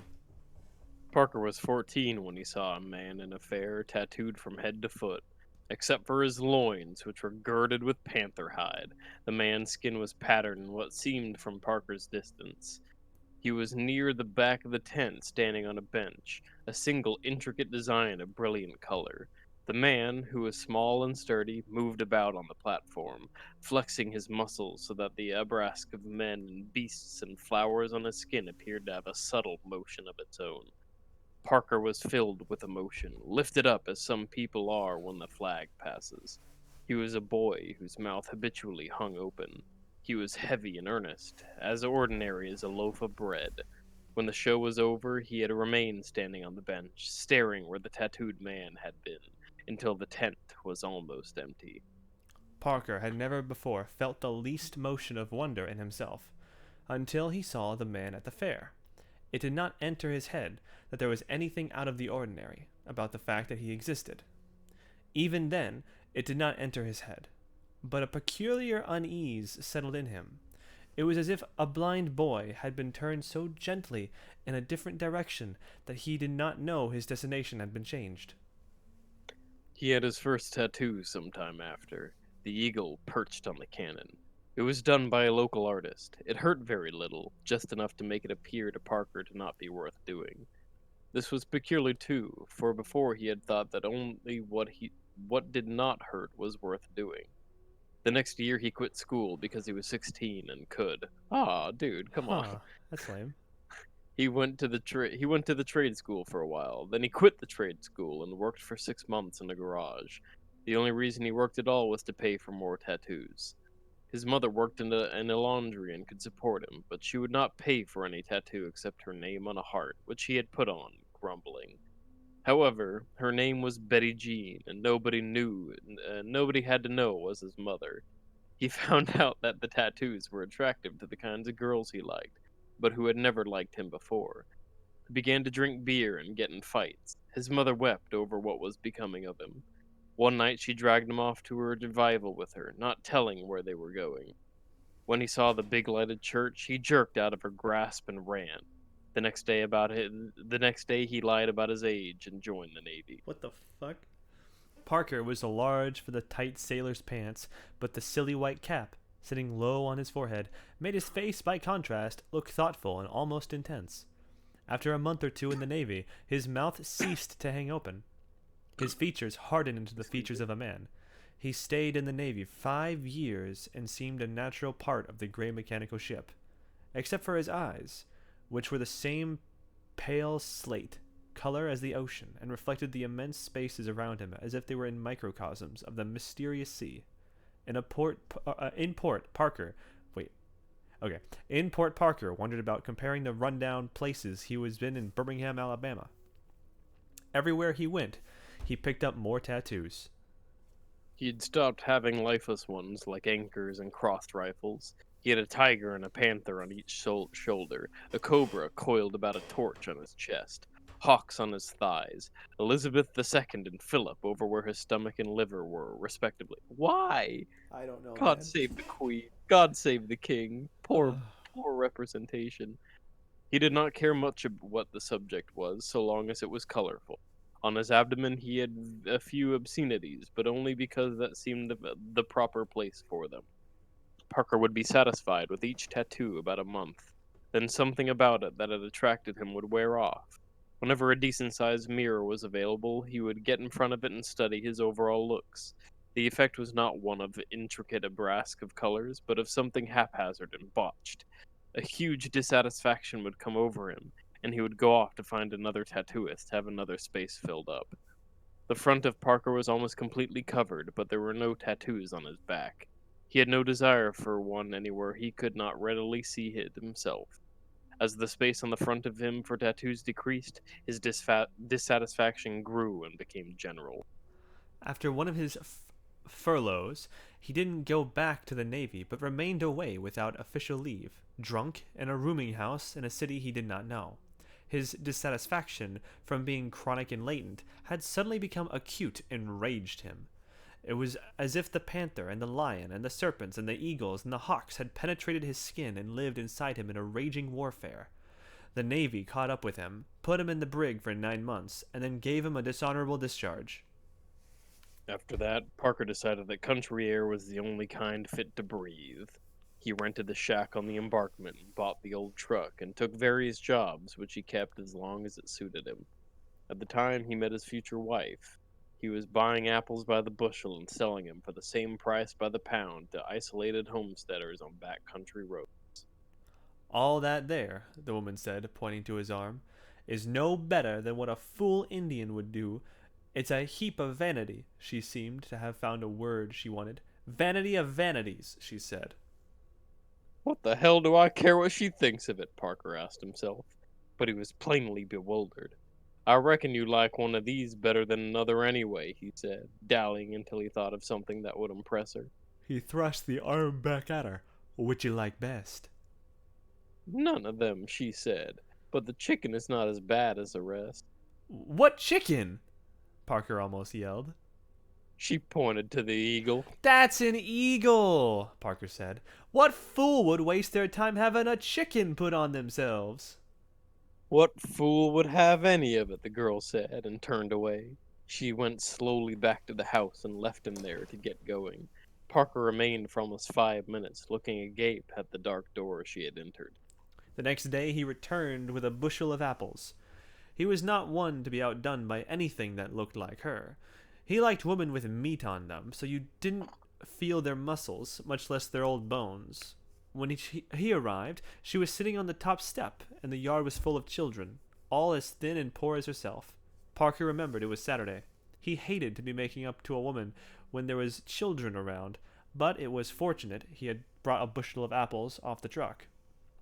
As the children approached him to see what he carried, he gave each child an apple and told it to get lost.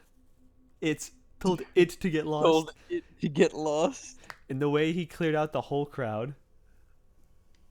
The girl did nothing to acknowledge his presence.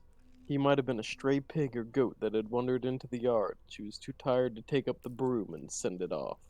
He set the bushel of apples down next to her on the step. He sat down on a lower step. Help yourself, he said, nodding at the basket. Then he lapsed into silence. She took an apple quickly, as if the basket might disappear if she didn't make haste. Hungry people made Parker nervous. He had always had plenty to eat himself. He grew very uncomfortable. He reasoned he had nothing to say, so why should he say it? He could not think now why he had come over or why he didn't go before he wasted another bushel of apples on the crowd of children. He supposed they were never her brothers and sisters. She chewed the apple slowly, but with a kind of relish of concentration, bent slightly but looking out ahead. The view from the porch stretched off across a long incline, studded with iron weed, and across the highway to a vast vista of hills and one small mountain. Long views depressed Parker. You look out into space like that, and you begin to feel as if someone were after you, the Navy or the government or religion. Who them children belong to? You? He said at length. I ain't married yet, she said. They belong to Mama, she said as if it were only a matter of time before she would get married. Who in God's name would marry her? Parker thought. A large, barefooted woman with a wide-gap, toothed face appeared in the door behind Parker. She was apparently been there for several minutes. Good evening, Parker said. The woman, Adol, the woman crossed the porch and picked what was left the bushel of apples. We thank you, she said, and returned with it into the house. That your old woman? Parker muttered. The girl nodded. Parker knew it was a lot of sharp things he could have said, like, "You got my sympathy," but he was gloomily silent. He just sat there, looking at the view. He thought he must be coming down with something. If I pick up some peaches tomorrow, I'll bring you some, he said. I'll be much obliged to you, the girl said. Parker had no intention of taking any basket of peaches back there, but the next day he found himself doing it. He and the girl had almost nothing to say to each other. One thing he did say was, I ain't got any tattoo on my back. What you got on it? The girl said. My shirt, Parker said. Haw. Ha ha, the girl said politely. Parker thought he was losing his mind. I would be too, mate. He could not believe for a minute that he was attracted to a woman like this. She showed not the least interest in anything but what he brought until he appeared the third time with the 2 cantaloupes. What's your name? She asked. O.E. Parker, he said. What does the O.E. stand for? You can just call me O.E., Parker said. Or Parker. Don't nobody call me by my name. What's it stand for? She persisted. Never mind, Parker said. What's yours? I'll tell you when you tell me what them letters are the short of, she said. There was just a hint of flirtatiousness in her tone, and it went rapidly to Parker's head. He had never revealed the name to any man or only to the files of the Navy and the government, and it was on his baptismal record, which he got at the age of a month. His mother was a Methodist. When the name leaked out of the Navy files, Parker merrily missed killing the man who used it. You go blab it around, he said. I swear I'll never tell nobody, she said. On God's holy word, I swear it. Parker sat for a few minutes in silence. Then he reached for the girl's neck, drew her ear close to his mouth, and revealed the name in a low voice. Obadiah. Obadiah, she whispered. Her face slowly brightened as if the name came as a sign to her. Obadiah, she said. The name still stank in Parker's estimation. Obadiah Lelhue, she said in a reverent tone. If you call me that aloud, I'll bust your head open, Parker said. What's yours? Sarah Ruth Cates, she said. Glad to meet you, Sarah Ruth, Parker said. Sarah Ruth's father was a straight gospel preacher, but he was away, spreading it in Florida. Go, Good you God. go, dude. Her mother did not seem to mind his attention to the girl, so long as he brought a basket of something with him when he came. As for Sarah Ruth herself, it was plain to Parker after he visited 3 times that she was crazy about him. She liked him even though she insisted that pictures on the skin were the vanity of vanity. And even after hearing him curse, and even after she asked him if he was saved, and he had replied that he didn't see it was anything in particular to save him from. After that, inspired, Parker had said, I'd be saved enough if you was to kiss me. She scowled. That ain't being saved, she said. Not long after that, she agreed to take a ride in his truck. Parker parked it. Damn it. What? Parker parked it. No, that actually made me almost giggle. Parker parked it on a deserted road and suggested to her that they lie down together in the back of it. Not until after we're married, she said. Just like that. Oh, that ain't necessary, Parker said as he reached for her and thrust him away with such force that the door of his truck came off. Oh, shit.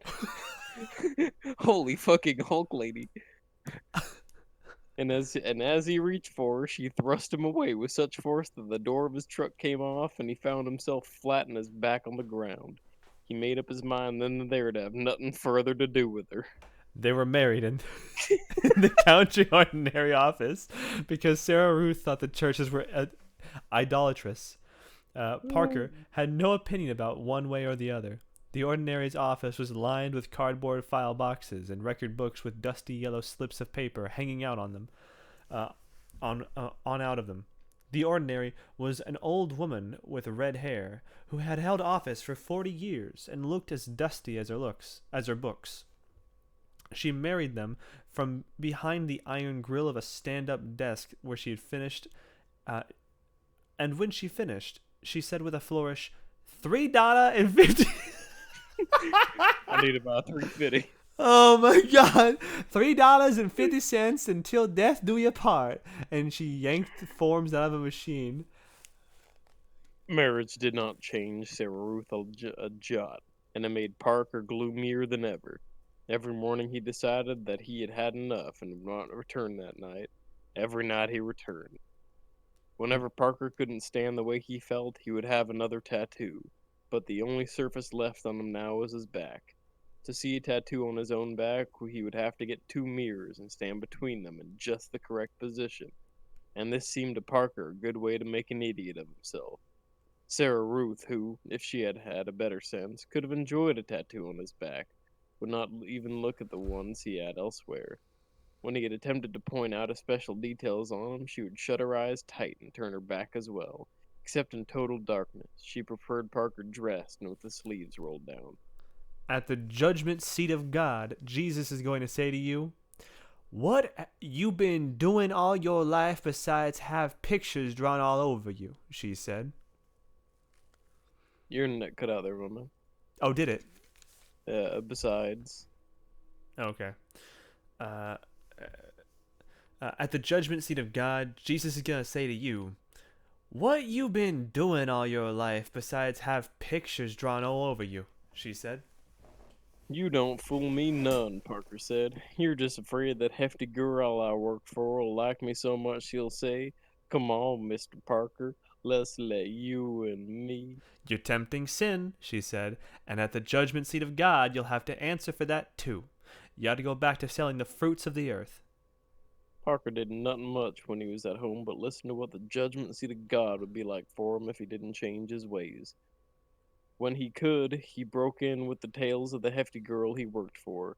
"Miss Parker," he said, when she said, "I hired you for your brains," she had added, "so why don't you use 'em?" Oof. "And you should have seen her face the first time she saw me without my shirt," he said. "Mr. Parker," she said, "you're a walking panorama." Panorama. This had in fact been her remark, but had been delivered out of her side of her mouth. Dissatisfaction began to grow so great in Parker that there was no containing it outside of a tattoo. It had to be his back. There was no help for it. A dim half-formed inspiration began to work in his mind. He visualized having a tattoo put there that Sarah Ruth would not be able to resist. A religious subject. He thought of an open book with the Holy Bible tattooed under it, and an actual verse printed on the page. This seemed just the thing for a while, then he began to hear her say, "I ain't already got a real Bible. What you think I want to read the same verse over and over for when I can read it all?" He needed something better than the Bible. He thought about it so much that he began to lose sleep. He was already losing flesh. Sarah Ruth just threw food in the pot and let it boil. Not knowing for certain why he continued to stay with a woman who was both ugly and pregnant and no cook made him generally nervous and irritable, and he had developed a little tick on the side of his face. Once or twice he found himself turning and abruptly, as if someone were trailing him. He had had a granddaddy who had ended in the state mental hospital, although not until he was 75. But as urgent as it might be for him to get a tattoo, it was just as urgent that he get exactly the right one to bring Sarah Ruth to heal. As he continued to worry over it, his eye took on a hollow, preoccupied expression. The old woman he had worked for told him that if he couldn't keep his mind on what he was doing, she knew where she could find 14-year-old colored boys who could. Parker was too preoccupied even to be offended. At any time previous, he would have left her there and then saying dryly, "Well, you go ahead and get him then." 2 or 3 mornings later, he was bail. Oh god, this is the scene, isn't it? 2 or 3 mornings later, he was baling hay with the old woman, sorry baler, and her broken down tractor in a large field, cleared save for one enormous old tree standing in the middle of it. The old woman was the kind who would not cut down an old large tree just because it was a large old tree. She had pointed that out to Parker as if he hadn't laid his eyes, or didn't have eyes, and told him to be careful not to hit it, as the machine picked up hay near it. Parker began at the outside of the field and made circles inward towards it. He had to get off the tractor every now and then and untangle the baling cord or kick a rock out of the way. The old woman had told him to carry the rocks to the edge of the field, which he did when she was there watching. When he thought he could make it, he ran over them. As he circled the field, his mind was on a suitable design for his back. The sun, the size of a golf ball, began to switch regularly from in front to behind him, but he appeared to see it in both places as if he had eyes on the back of his head. All at once he saw the tree reaching out to grasp him. A ferocious thud propelled him into the air, and he heard himself yelling in an unbelievably loud voice, "God above!" He landed on his back while the tractor crashed down upside down into the tree and burst into flames. The first thing Parker saw were his shoes, quickly being eaten by the fire. One was cut under the tractor, the other was some distance away, burning by itself. He was not in them. He could feel the hot breath of the burning tree on his face. He scrambled backwards, still sitting, his eyes cavernous, and if he had known how to cross himself, he would have done it. His truck was on the dirt road at the edge of the field. He moved towards it, still sitting, still backwards, but faster and faster. Halfway to it, he got up and began a kind of forward bent run from which he collapsed on his knees twice. His legs felt like two old rusted rain gutters. He reached the truck finally and took off in it, zigzagging up the road. He drove past his house on the embankment and straight for the city, 50 miles distant. Parker did not allow himself to think on the whole way to the city. He only knew that there had been a great change in his life, a leap forward into a worse unknown, and that there was nothing he could do about it. It was, for all intents accomplished. The artist had 2 large cluttered rooms over a... How the fuck? Chiropodist? Chiropodist. Chiropodist, got it. Chiropodist's office on a back street.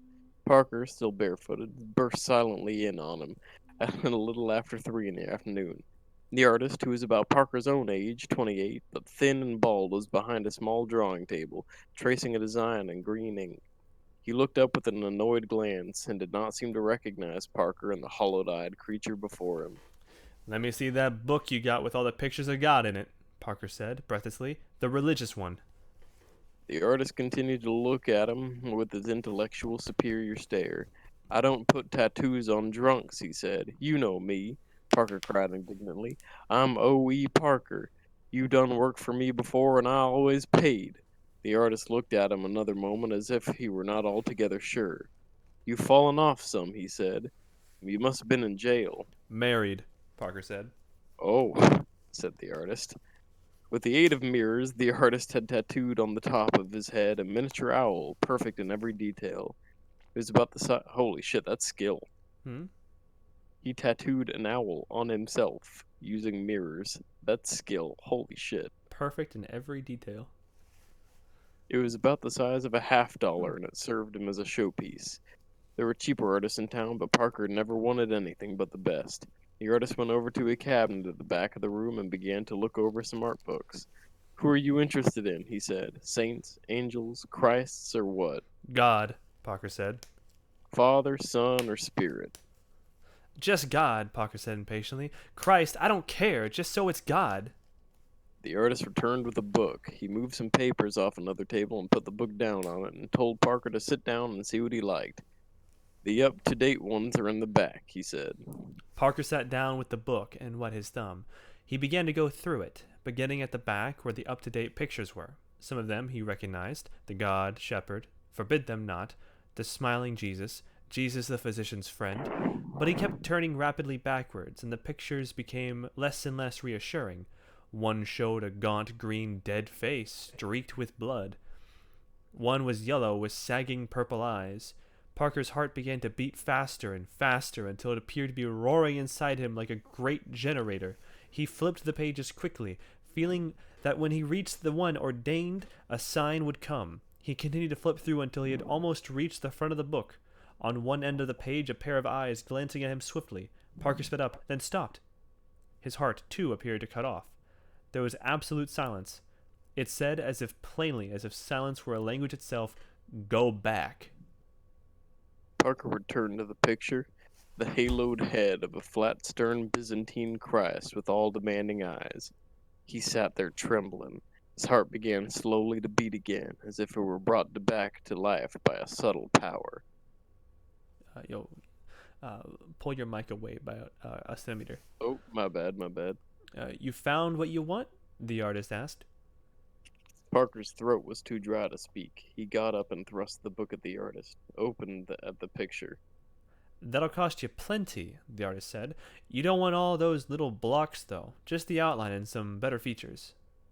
Just like it is, Parker said. Just like it is or nothing. It's your funeral, the artist said.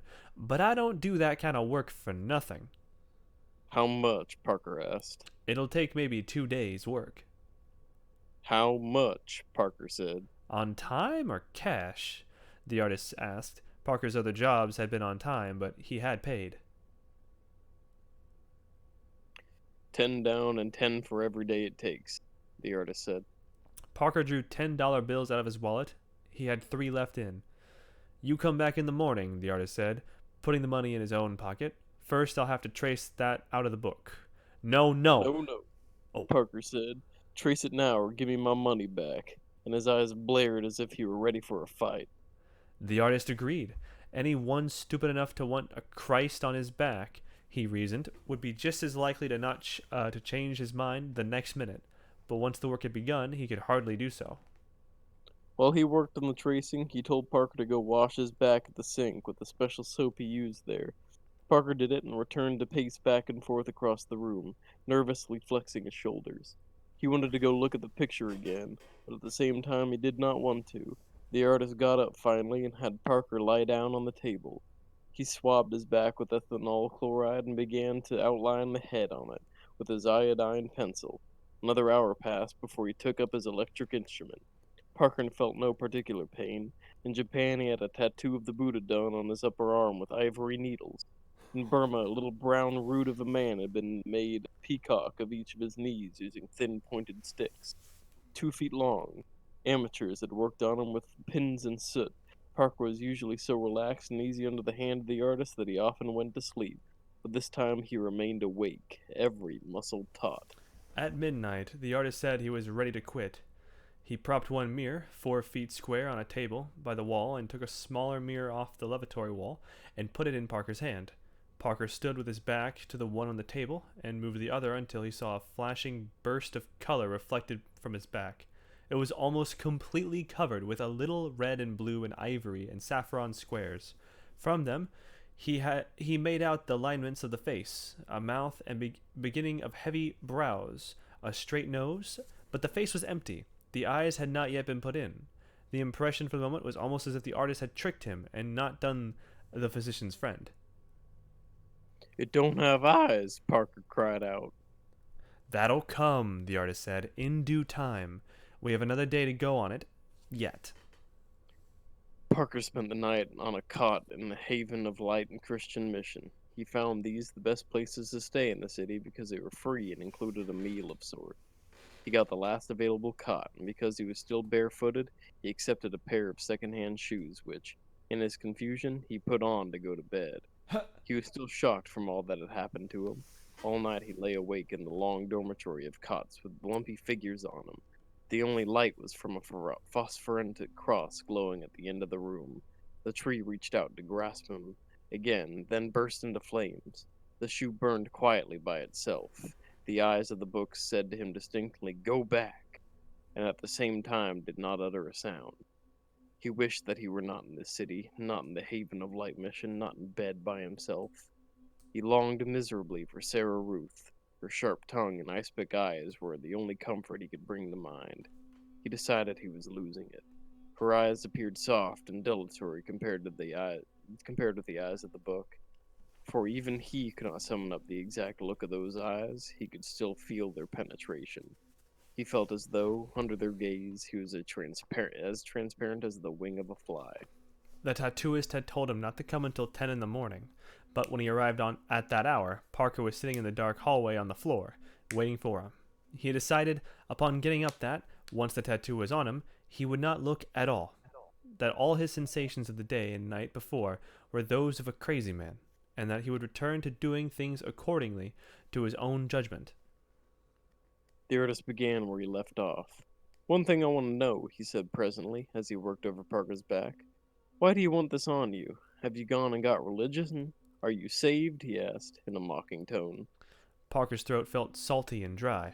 "Nah," he said. "I ain't got no use for none of that. A man can't save hisself from whatever it is. He don't deserve none of my sympathy." These words seemed to leave his mouth like wraiths and to evaporate at once, as if he had never uttered them. "Then why?" "I married this woman that's saved," Parker said. "I never should have done it. I ought to leave her. She's gone and got pregnant." "That's too bad," the artist said. "Then it's her making you have this tattoo." "Nah," Parker said. "She ain't done nothing about it. It's a surprise for her." "You think she'll like it and lay off you for a while?" "She can't help herself," Parker said. "She can't say she don't like the looks of God." He decided that he had told the artist enough of his business. Artists were all right in their place, but he didn't like them poking their noses into affairs of regular people. "I didn't get no sleep last night," he said. "I think I'll get some now." That closed the mouth of the artist, but it did not bring him any sleep. He lay there, imagining how Sarah Ruth would be struck speechless by the face on his back, and every now and then this would be interrupted by a vision of the tree of fire and his empty shoe burning beneath it. The artist worked steadily until nearly 4 o'clock, not stopping to have lunch, hardly pausing with the electric instrument except to wipe the dripping dye off Parker's back as he went along. Finally, he finished. "You can get up and look at it now," he said. Parker sat up, but he remained on the edge of the table. The artist was pleased with his work and wanted Parker to look at it at once. Instead, Parker continued to sit at the edge of the table, bent forward slightly, but with a vacant look. "What ails you?" the artist said. "Go, look at it." "Ain't nothing ail me," Parker said in a sudden belligerent voice. "That tattoo ain't going nowhere. It'll be there when I get there." He reached for his shirt and began to gingerly put it on. The artist took him roughly by the arm and propelled him between the two mirrors. "Now look," he said angrily at him having his work ignored. Parker looked, turned white, and moved away. The eyes in the reflected face continued to look at him, still straight, all demanding, enclosed in silence. "It was your idea, remember?" the artist said. "I would have advised something else." Parker said nothing. He put on his shirt and went out the door while the artist shouted, "I'll expect all my money." Parker headed towards a package shop on the corner. He bought a pint of whiskey and took it into a nearby alley and drank it all in 5 minutes. Then he moved on to a pool hall nearby, which he frequented. When he came to the city, it was a well-lighted, barn-like place with a bar up one side and gambling machines on the other, and a pool tables in the back. As soon as Parker entered, a large man in red and black checkered shirt hailed him by slapping him on the back and yelling, "Yeah, boy, O.E. Parker!" Parker was not yet ready to be struck in the back. "Lay off," he said. "I got a fresh tattoo there." "What you got this time?" the man asked, and then yelled at a few of the machines. "Oh, he's got another tattoo!" "Nothing special this time," Parker said, and slunk over to a machine that was not being used. "Come on," the man said. "Let's have a look at Owe's tattoo." And while Parker squirmed in their hands, they pulled up his shirt. Parker felt all the hands drop away instantly, and his shirt fell again like a veil over the face. There was silence in the pool room, which seemed to Parker to grow from the circle around him, until it extended to the foundations under the building, and upward through the beams in the roof. Finally, someone said, "Christ!" Then they all broke into noise at once. Parker turned around, an uncertain grin on his face. Leave it to OE, the man in a checkered shirt said. The boy's a real card. Maybe he's gone and got religion, someone yelled. Not on your life, Parker said. OE's religion and is witnessing for Jesus, ain't you, OE? A little man with a piece of cigar in his mouth said wryly. An original way to do it if I ever saw one. Leave it to Parker to think of a new one, the fat man said. Yeah, boy, someone yelled, and they all began to whistle and curse and compliment until Parker said, "Ah, shut up." What you do it for? Somebody asked. For laughs, Parker said. What's it to you? Why ain't you laughing? Somebody yelled. Parker lunged into the midst of them, and like a whirlwind on a summer's day, there began a fight that raged amid overturned tables and swinging fists until two of them grabbed him and ran to the door with him and threw him out. Then a calm descended on the pool hall as nerve shattering as if the long barn-like room were the ship from which Jonah had been cast into the sea. Parker sat for a long time on the ground in the alley behind the pool hall, examining his soul. He saw it as a spiderweb of facts and lies that was not all that important to him, but which appeared to be necessary in spite of his opinion. The eyes that were now forever on his back were eyes to be obeyed. He was as certain of it as he had ever been of anything. Throughout his life, grumbling and sometimes cursing, often afraid, once in rapture, Parker had obeyed whatever instinct of this kind had come to him. In rapture, when his spirit had lifted at the sight of the tattooed man at the fair, afraid of when he joined the Navy, grumbling when he had married Sarah Ruth. The thought of her brought him slowly to his feet. She would know what he had to do. She would clear up the rest of it, and she would at least be pleased. It seemed to him, all along, that was what he wanted, to please her. His truck was still parked in front of the building where the artist had his place, but it was not far away. He got in it and drove out of the city and into the country night. His head was almost clear of liquor, and he observed that his dissatisfaction was gone, but he felt not quite like himself. It was as if he were himself, but a stranger to himself, driving into a new country, though everything he saw was familiar to him, even at night. He arrived finally at the house on the embankment, pulled the truck under the pecan tree, and got out. He made as much noise as possible to assert that he was still in charge here, that his leaving her for a night without word meant nothing except it was the way he did things. He slammed the car door, stamped up the 2 steps and across the porch, and rattled the doorknob. It didn't respond to his touch. "Sarah Ruth," he yelled, "let me in." There was no lock on the door, and she had evidently placed the back of a chair against the knob. He began to beat on the door and rattle the knob at the same time. He heard the bed springs creak and bent down and put his head to the keyhole, but it was stopped up with paper. "Let me in," he hollered, bamming on the door again. "What you got me locked out for?" A sharp voice close to the door said, "Who's there?" "Me," Parker said. "OE." He waited a moment. "Me," he said impatiently. "OE." Still no sound from inside. He tried once more. "OE," he said, bamming the door 2 or 3 more times. "OE Parker, you know me." There was silence. Then the voice said slowly, "I don't know no OE." "Quit foolin'," Parker pleaded. "You ain't got any business doing me this way. It's me, old OE. I'm back. You ain't afraid of me." "Who's there?" the same unfeeling voice said. Parker turned his head as if he expected someone behind him to give him the answer. The sky had lightened slightly, and there were 2 or 3 streaks of yellow floating above the horizon. Then, as he stood there, a tree of light burst over the skyline. Parker fell back against the door, as if he had been pinned there by a lance. "Who's there?" the voice from inside said, and there was a quality about it now that seemed final. The knob rattled, and the voice said peremptorily, "Who's there, I asked you?" Parker bent down and put his mouth near the stuffed keyhole. "Obadiah," he whispered, and all at once he felt the light pouring through him, turning his spiderweb soul into a perfect a rebusque of color, a garden of trees and birds and beasts. Obadiah Elihu, he whispered. You stole my line. Oops. The door opened and he stumbled in. Sarah Ruth loomed there, hands on her hips. She began at once. That was no hefty blonde woman you were, and you'll have to pay her every penny on her tractor you busted up. She don't keep insurance on it. She came here and her and me had a long talk, and I... Trembling, Parker set about lighting the kerosene lamp. What's the matter with you wasting that kerosene this near daylight? She demanded.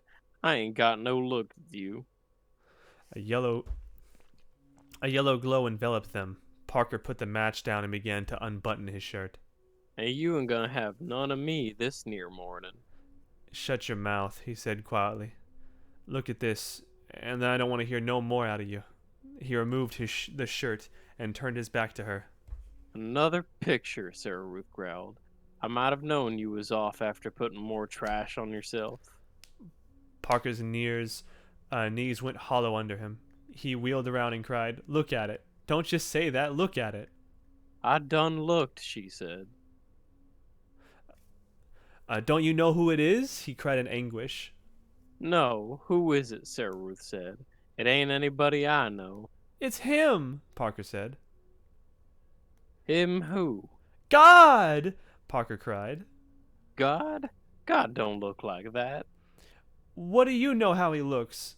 Parker moaned. You ain't seen him. He don't look, Sarah Ruth said. He's a spirit. No man shall see his face. Aw, listen, Parker groaned. This is just a picture of him. Adultery, Sarah Ruth screamed. Adultery, inflaming yourself with idols under every green tree. I can put up with the lies and vanity, but I don't want no idolater in this house. And she grabbed up the broom and began to thrash him across the shoulders with it. Parker was too stunned to resist. He sat there and let her beat him until she had nearly knocked him senseless, and large welts had formed on the face of the tattooed Christ. Then he staggered up and made for the door. She stamped the broom 2 or 3 times on the floor and went to the window and shook it out to get the taint of him off it. Still gripping it, she looked towards the pecan tree and her eyes hardened still more. There he was, the boy who called himself Obadiah Elihu, leaning against the tree, crying like a baby. What? That's it? What? That's how it ends? That's how it ends. That's... Okay, like... Yeah, I don't like these stories. They're pretty bad. Okay. The only manipulation I can think of happened at the start when he manipulated the girl to his future wife to come running out to him.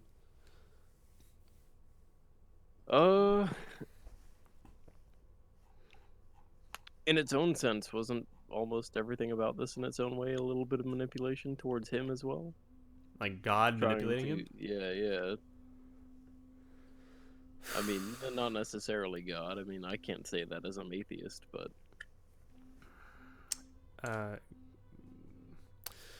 I could 10 out of 10 would listen to Nick audiobook again. Maybe one day if I can get a job for that, I'd do it. Okay, my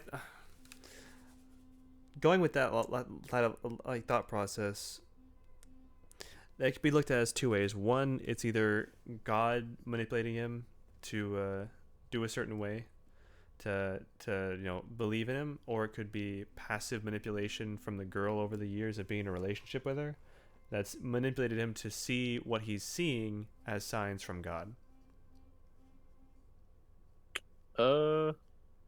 Yeah, that's probably about the closest I can put it to. It's all manipulation for the most part from her. This entire relationship, it's nothing that he's entirely interested in, and yet she pulls him in regardless. It's not about a sense of either of their like actual happiness, and more of her trying. I mean, it doesn't necessarily like say that she's been trying to convert him, but it does say that that is a theory of his. I didn't really get a sense of she's converting him at all. Even the relationship itself, it just started out with them just sitting around talking, like just in silence. They didn't talk very much. So Yeah.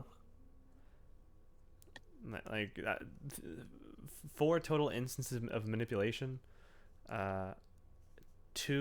One where he manipulates her directly just at the very start when that progresses the story, and because it gets the people talking. And there's the one where, and probably the most likely one. You're talking about the hand situation? Yeah, where he's like, god damn it, motherfucker, I piece think of that's shit. more of just a flat lie than a manipulation. He And sensed she that she told was him there. what the fuck out on it. Yeah, but she's still. The goal was not to, lie to her and like keep the lie going. It was, there's a girl over there. I wanna bang this girl. Can we also like point out how fucking creepy that shit is? Yeah, it's awful. It's My pussy sense is tingling. oh, knowing him, he probably calls the car the pussy wagon. Oh god. Anyway, the vintage gamer asks if you want to hear a joke. I absolutely want to hear a joke from Vintage, but I guess I just should start typing in the racist bullshit section. Yeah, racist bullshit. Oh lordy.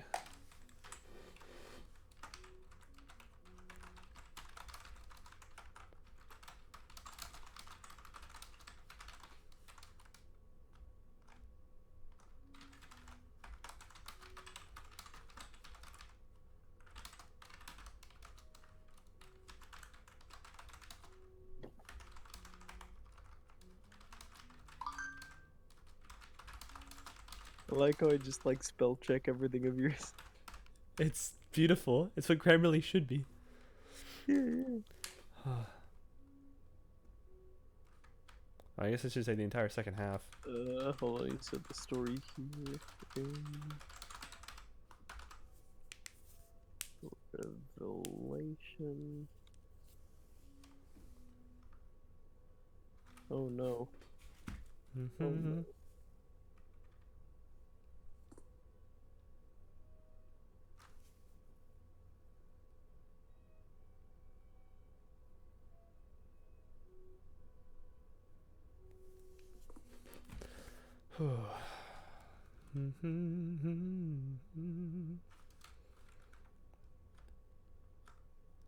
Is that the entire second half? Okay, second half of the story. Was his name Parker? Yep. Obadiah.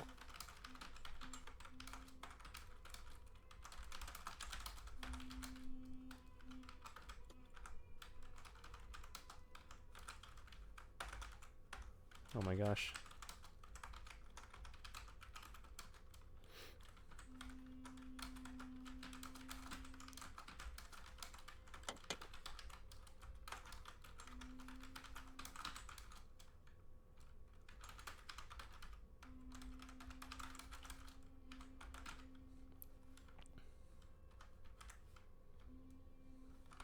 Alright.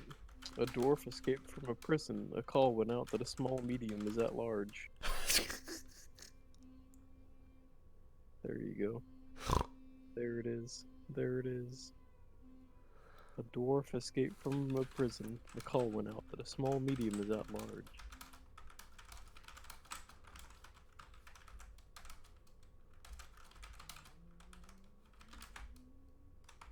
Alright. I got one for you. I got one for you. I like that. How joke. many elves I got one for you, Vintage. How many elves does it take to take out the... How many elves does it require to take out the garbage? Whew. How many elves does it take to take out the garbage? One to carry the bucket and 4 to sing the song of loss. Oh.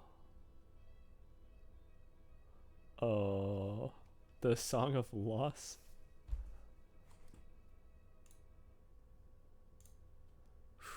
What's your you see Game of Thrones? Me?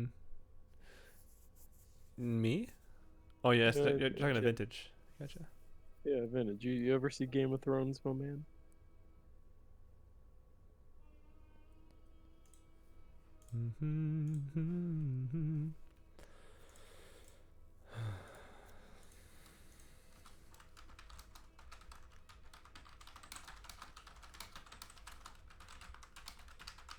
Well, in the meantime, a skeleton walks into a bar and he orders a beer.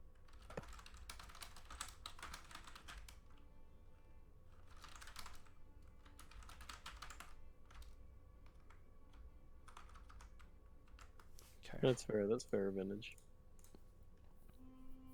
Wasn't your cup of tea. It's respectable. It's everyone's cup of tea. As manipulation also occurred.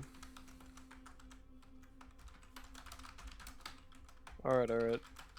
One illusionist tells another, if wisdom is what you can seek, I can fake it.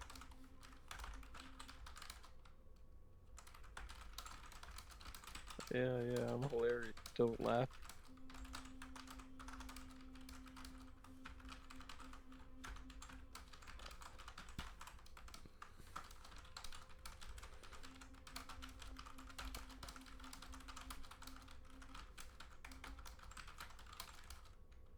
All right, all right.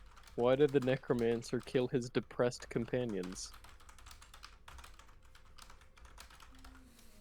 He wanted to raise their spirits. Okay. I was actually playing TF2 earlier. Jesus, it was so much fun. I met all people and it was just a lot of fun. We had a colony of NGs, Rancho, Relaxos, jackhammers, cowboy hats, and a lot of wrenches. I suggest you play TF2 sometime. No joke. My last game of TF2, not even an hour ago, was utter chaos. Rancho, Relaxos, that's the sitting chair. Jackhammers, cowboy hats, and a lot of wrenches? That's just a mess. That's just a mess, mate. Okay, Tristan. You wanna add on to this? No, I want to correct something. Oh, okay. Yeah. I'm gonna take a sip of water. Dude, my eyes keep failing me.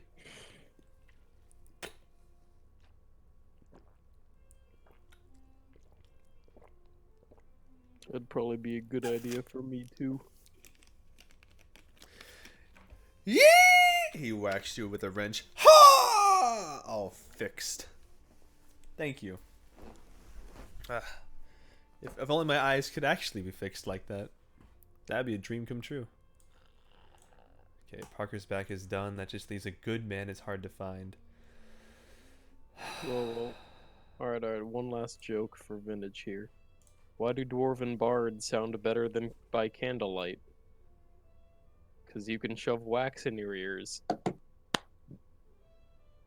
Kill me. Wow. Okay.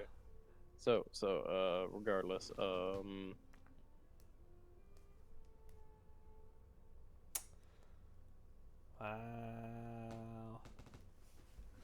Thought you liked dwarven music. I am dwarf and I'm digging a hole. Diggy, diggy hole. Diggy hole. I am a dwarf and I'm digging a hole. Diggy, diggy. Huh. Oh boy. Okay, so good man is hard to find, and otherwise known as racist grandma. Yeah. Yeah. Yep. Yeah. I think in summary, we can just say that all three of these assignments were subtly manipulating all of us to hate people of color. That's the whole point in the end. Flannery O'Connor. Mary Flannery O'Connor was an American novelist, short story writer, and essayist. She wrote 2 novels and 32 short stories, as well as a number of reviews and commentary. But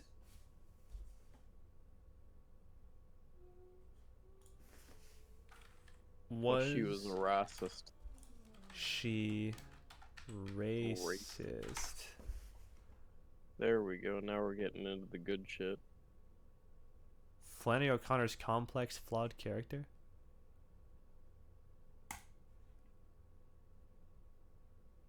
Huh?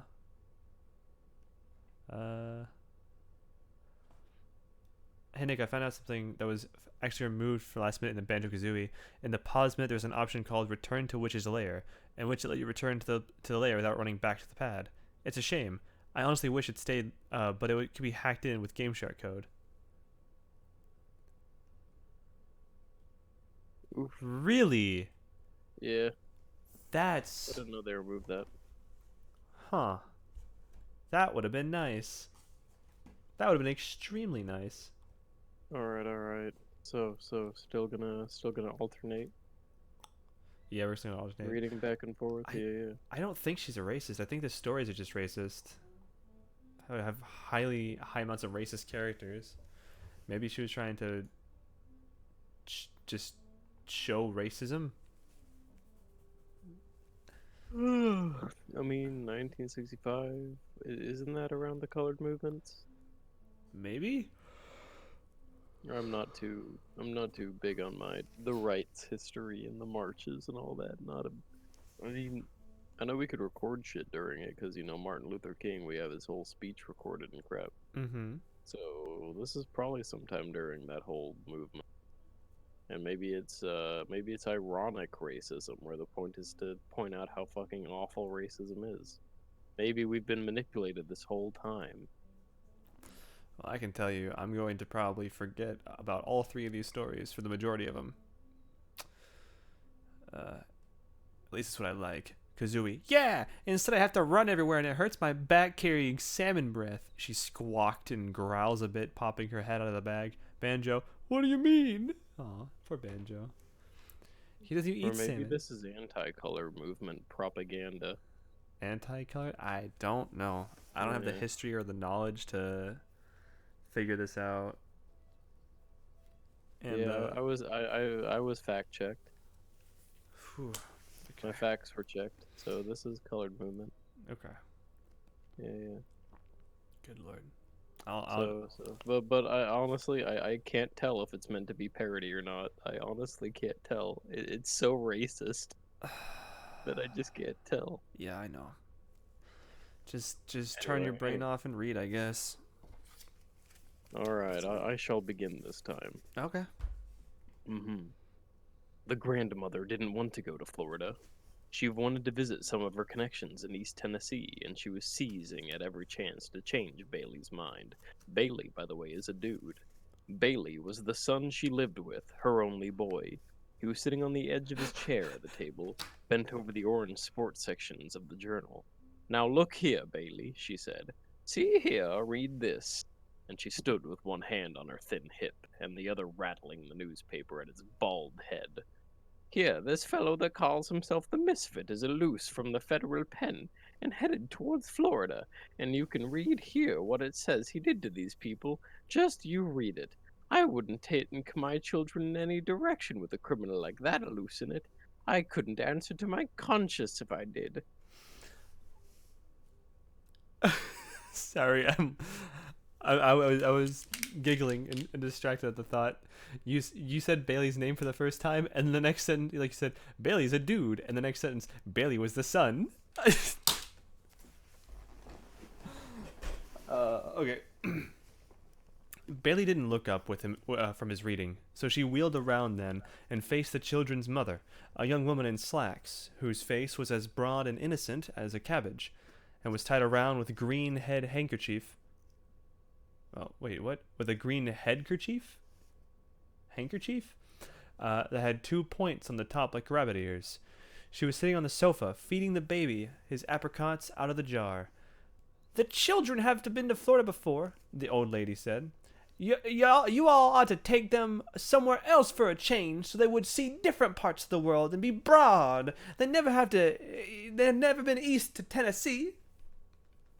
The children's mother didn't seem to hear her, but the 8-year-old boy, John Wesley, a stocky child with glasses, said, "If you don't want to go to Florida, why don't you stay home?" Ooh. He and the little girl, June Star, reading the funny papers on the floor. "She wouldn't stay at home to be a queen for a day," June Star said, without raising her yellow head. "Yes, and what would you do if this fellow, the Misfit, caught you?" the grandmother asked. "I'd smack his face," John Wesley said. She wouldn't stay home for $1,000,000, June Star said. Afraid she'd miss something. She has to go everywhere we go. All right, miss, the grandmother said. Just remember that the next time you want me to curl your hair. June Star said her hair was naturally curly. Get burned, Grandma. Ooh. The next morning, the grandmother was the first one in the car. Ready to go, she had her big black valise that looked like the head of a hippopotamus in one corner, and underneath it, she was hiding a basket with Pitty Sling, the cat, in it. She didn't intend. Pity Sing. Petty Sing? Oh, okay, Pitty Sing, the cat in it. She didn't intend for the cat to be left alone in the house for 3 days because he would miss her too much, and she was afraid he might brush against one of the gas burners and accidentally asphyxiate himself. Her son Bailey didn't like to arrive at a motel with a cat. She sat in the middle of the back seat with John Wesley and June Star on either side of her. Bailey and the children's mother and the baby sat in front, and they left Atlanta at 8:45 with the mileage on the car at 50. Jesus! 55. I wish my car was at that mileage still. 55,890.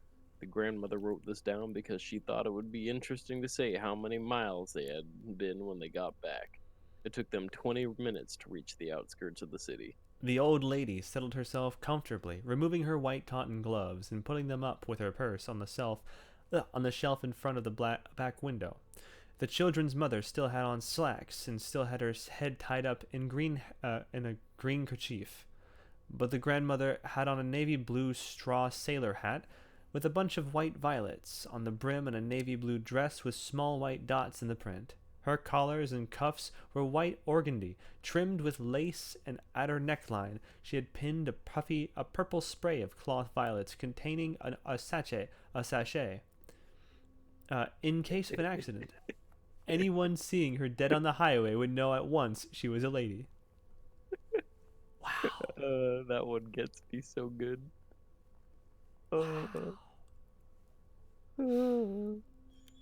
In case of an She accident. said she thought it would. She said she thought it was going to be a good day for driving, neither too hot nor too cold. And she cautioned Bailey that the speed limit was 55 miles an hour, and that patrolmen hid themselves behind billboards and small clumps of trees, and sped out after you before you had a chance to slow down. She pointed out some interesting details of the scenery. Stone Mountain, the blue granite that in some places came up to both sides of the highway, the brilliant red clay banks slightly streaked with purple, and the various crops that made rows of green lace work on the ground. The trees were full of silver-white sunlight, and the meanest of them sparkled. The children were reading comic magazines, and their mother had gone to sleep. Let's go through Georgia fast so we won't have to look at it much, John Wesley said. If I were a little boy, said the grandmother, I wouldn't talk about my native state that way. Tennessee has the mountains, and Georgia has the hills. Tennessee is just a hillbilly dumping ground, John Wesley said, and Georgia is a lousy state too. You said it, June Star said. In my time, said the grandmother, folding her thin, veined fingers, children were more respectful of their native states and their parents and everything else. People did right then. Oh, look at that cute little pickaninny, she said, and pointed to a homey child standing in the door of a shack. Would that make a picture now? She asked, and they all turned and looked at the little homie out the back window. He waved. He didn't have any breeches on, June Star said. He probably didn't have any, the grandmother explained. Little homies in the country don't have things like we do. If I could paint, I'd paint that picture, she said. The children exchanged comic books. They ignored her, lol. The grandmother offered to hold the baby, and the children's mother passed him over to the front seat to her. She set him on her knee and bounced him and told him about the things they were passing. She rolled her eyes and screwed up her mouth and stuck her leathery chin face into his smooth blonde one. Bland one. Oh, face to face, kissing his face, okay. Occasionally, he gave her a faraway smile. They passed a large cotton field with 5 or 6 graves fenced in the middle of it, like a small island.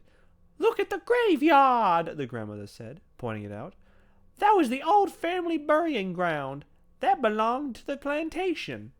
Where's the plantation? John Wesley asked. Gone with the wind, grandmother, said grandmother. Ha ha! When the children finished all the comic books they had brought, they opened the lunch and ate it. The grandmother ate a peanut butter sandwich and an olive and would not let the children throw the box and the paper napkins out the window. When there was nothing else to do, they played a game by choosing a cloud and making the other two guess what shape it was. John Wesley took one, the shape of a cow, and June Star guessed it was a cow, and Wesley said, no, an automobile, and June Star said he didn't play fair, and then they began to slap each other over the grandmother. The What is grandmother this said, story? it's a car ride. The grandmother said she would tell them a story if they would keep quiet. When she told a story, she rolled her eyes and waved her head and was very dramatic. She said once, when she was a maiden lady, she had been courted by a Mr. Edgar Atkins Teagarden from Jasper, Georgia. She said he was a very good-looking man and a gentleman, and that he brought her a watermelon every Saturday afternoon with his initials cut in it, EAT. Well, one Saturday, she said, Mr. Teagarden brought the watermelon, and there was nobody at home. He left it on the front porch and returned in his buggy to Jasper. But she never got to eat the watermelon, she said, because a homey boy ate it when she saw the initials. Eat. The story tickled John Wesley's funny bone, and he giggled and giggled, but June Star didn't think it any good. She said she wouldn't marry a man that just brought her a watermelon on Saturday. The grandmother said that she would have done well to marry Mr. Teagarden, because he was a gentleman, and had brought Coca-Cola stock when it first came out, and that he had died only a few years ago, a very wealthy man. They stopped at the tower for barbecued sandwiches. The tower was part stucco and part wood filling station and dance hall set in the clearing outside of Timothy. A man named Red Sammy Butts ran it, and there were signs stuck here and there on the buildings and up for miles down the highway saying, "Try Red Sammy's famous barbecue. None like famous Red Sammy's. Red Sam, the fat boy with the happy laugh, a veteran. Red Sammy's your man." Red Sammy was lying on the bare ground out. Was he dead? The tower with his head under a truck, while Gray Monkey, about a foot high, chained to a small chinaberry tree, chattered nearby. The monkey sprang back into the tree and got into the highest limb as soon as he saw the children jump out of the car and run towards him.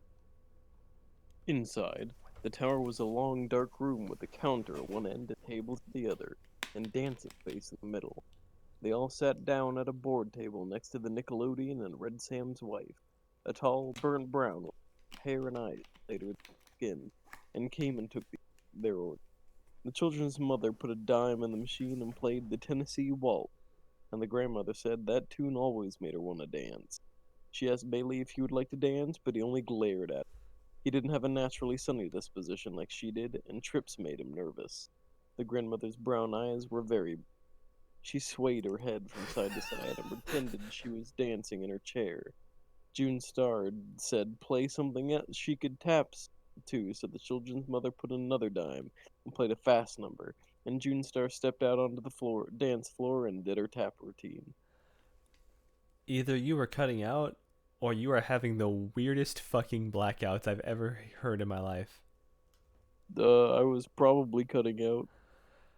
But it was just so clean. It sounded like you were like blacking out for single words in the sentences. Oh goodness. Like you would finish a word, not say anything, and then come back one word later. Oh no. It was beautiful. And grandmother that always made to she Bailey. No. It was more like this. I'll read from the top. Inside the tower, there was a long room with a counter at one end and the tables at the other, and spacing in the middle. They all sat down at a board next to the Nickelodeon. It was bizarre. I get you, because you've been doing the same thing this entire time on my end. I thought it was a Discord connection thing. Oh shit, really? Yeah. And not the entire time, but like, every now and again. Want to hang up and start a new call? No. I think it's fine. Okay. I mean, you got the words on page. People can fill in the gaps, I think. True. Resuming. Ain't she cute? Red Sam's wife said, leaning over the counter. Would you like to come by? Would you like to come be my little girl? No, I certainly wouldn't, Junestar said. I wouldn't live in a broken down place like this for $1,000,000. And she ran back to the table. Ain't she cute? The woman repeated, stretching her mouth politely. Aren't you ashamed? Hissed the grandmother. Red Sam came in and told his wife to quit lounging on the counter and hurry up with these people's orders. His khaki trousers reached just to his hip bones, and his stomach hung over them like a sack of meal swaying under his shirt. Ugh. He came over and sat down at a table nearby and let out a combination Saiyan yodel. "You can't win," he said. "You can't win!" And he wiped his sweating red face off with a gray handkerchief. "These days you don't know who to trust," he said. "Ain't that the truth?" People are certainly not nice like they used to be, said the grandmother. "Two fellers came in last week," Red Sammy said, "driving in Chrysler. He was a old beat-up car, but it was a good one, and those boys looked all right to me. Said they worked up at the mill, you know. I let them fellers charge the gas they brought. Now, why did I do that?" Because you're a good man, the grandmother said at once. "Yes'm, I suppose so," Red Sam said, as if he were stuck with his with this answer. His wife brought the orders, carrying the 5 plates all at once with the most skilled manner possible without a tray, 2 in each hand and 1 balanced on her arm. It isn't just a soul in this green world of gods that you can trust, she said, and I don't count nobody out of that. Not nobody, she repeated, looking at Red Sammy. "Did you read about that criminal, the misfits that's escaped?" asked the grandmother. I wouldn't be a bit surprised if he didn't attack this place right here, said the woman. If he hears about it being here, I wouldn't be none surprised to see him. If he hears it's 2 set in the cash register, I wouldn't be at all surprised if he... "That'll do," Red Sam said. "Go bring these people their Coca-Colas," and the woman went off to the rest of the order. I told you. Coca-Cola? Coca-Colas. Oh, lordy. Thank God that never went off. The Thank Coca-Cola? God we can say Coke like a normal fucking individual. I don't know, man. I think soda's pretty good for me. A good man is hard to find. Oh, look, that's the title. A good man is hard to find, Red Sammy said. Everything is getting terrible. I remember the day you could go off and leave your screen door unlatched. Not no more.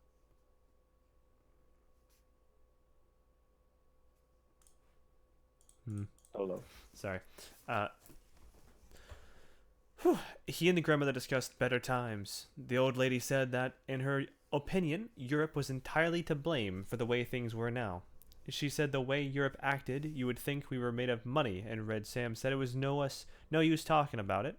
She was exactly right. The children ran outside into the white sunlight and looked at the monkey in the lacy chinaberry tree. He was busy catching fleas on himself and biting each one carefully between his teeth, as if it were a delicacy. They drove off again into the hot afternoon. The grandmother took cat naps and woke up every few minutes with her own snoring.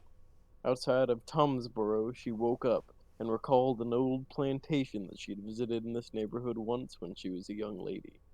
She said the house had 6 white columns across the front, and that there was an avenue of oaks leading up to it, and 2 little wooden trellis arbors on either side in front, where you sat down with your suitor after a stroll in the garden. She recalled exactly which road to turn to get to it.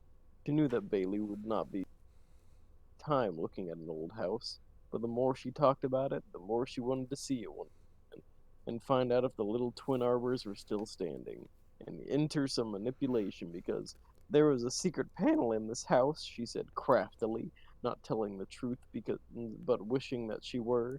And the whole story went that all the family silver was hidden in it when Sherman came through, but it was never found. "Hey," John Wesley said, "let's go see it. We'll find it. We'll poke all the woodwork and find it. Who lives here? Where do you turn off at? Hey, Pop, can't we turn off there?" We never have seen a house with a secret panel, Junestar shrieked. Let's go to the house with the secret panel. Hey, Pop, can't we go see the house with the secret panel? It's not as far from here, I know, the grandmother said. It wouldn't take over 20 minutes. Bailey was looking straight ahead, his jaw as rigid as a horseshoe. No, he said. Oh my god. The children began to yell and scream when they wanted to see the house, when the secret panel. John Wesley kicked the back of the front seat and Junestar hung over her mother's shoulder and whined desperately into her ear that they had never had any fun, even on their vacation, that they could never do what they wanted to do. The baby began to scream and John Wesley kicked the back of the seat so hard that his father could feel the blows in his kidney. All right, he shouted and drew the car to a stop at the side of the road. Will you all shut up? Will you all just shut up for 1 second? If you don't shut up, we won't go anywhere. It would be very educational for them, the grandmother murmured. All right, Bailey said. But get this. This is the only time we're going to stop for anything like this. This is your one and only time. The dirt road that you have to turn on down is about a mile back, the grandmother directed. I marked it when we passed. A dirt road, Bailey groaned. After they had turned around and were headed towards the dirt road, the grandmother recalled other points about the house. The beautiful glass over the front doorway and the candle lamp in the hall.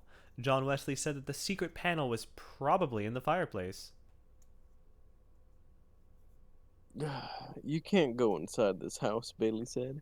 You don't know who lives there. While you all talk to the people in front, I'll run around behind and get in a window, John Wesley suggested. We'll all stay in the car, his mother said. They turned onto the dirt road and the car raced roughly along in a swirl of pink dust.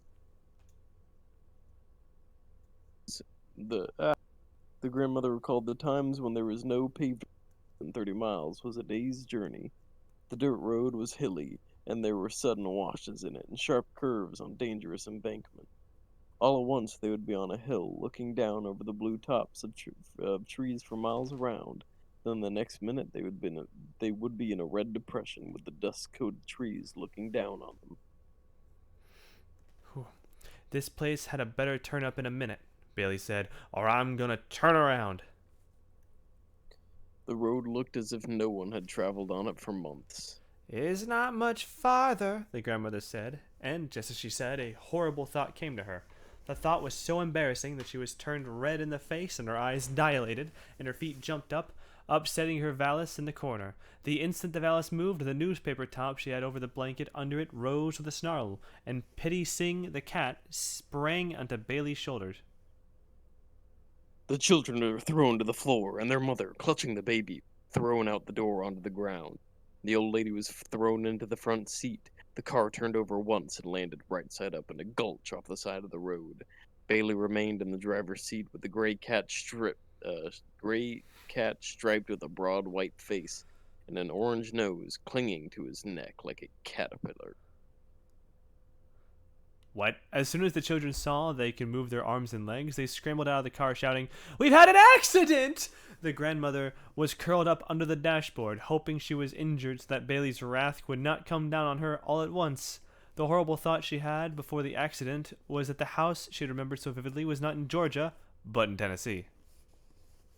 Bailey removed the cat from his neck with both hands and flung it out the window against the side of a pine tree. What the Jesus fuck? Christ, Bailey. Then he got out of the car and started looking for the children's mother. She was sitting against the side of the red-gutted ditch, holding the screaming baby. But she had only a cut down her face and a broken shoulder. "We've had an accident," the children screamed in a frenzy of delight. But nobody's killed, Junestar said, with disappointment as the grandmother limped out of the car.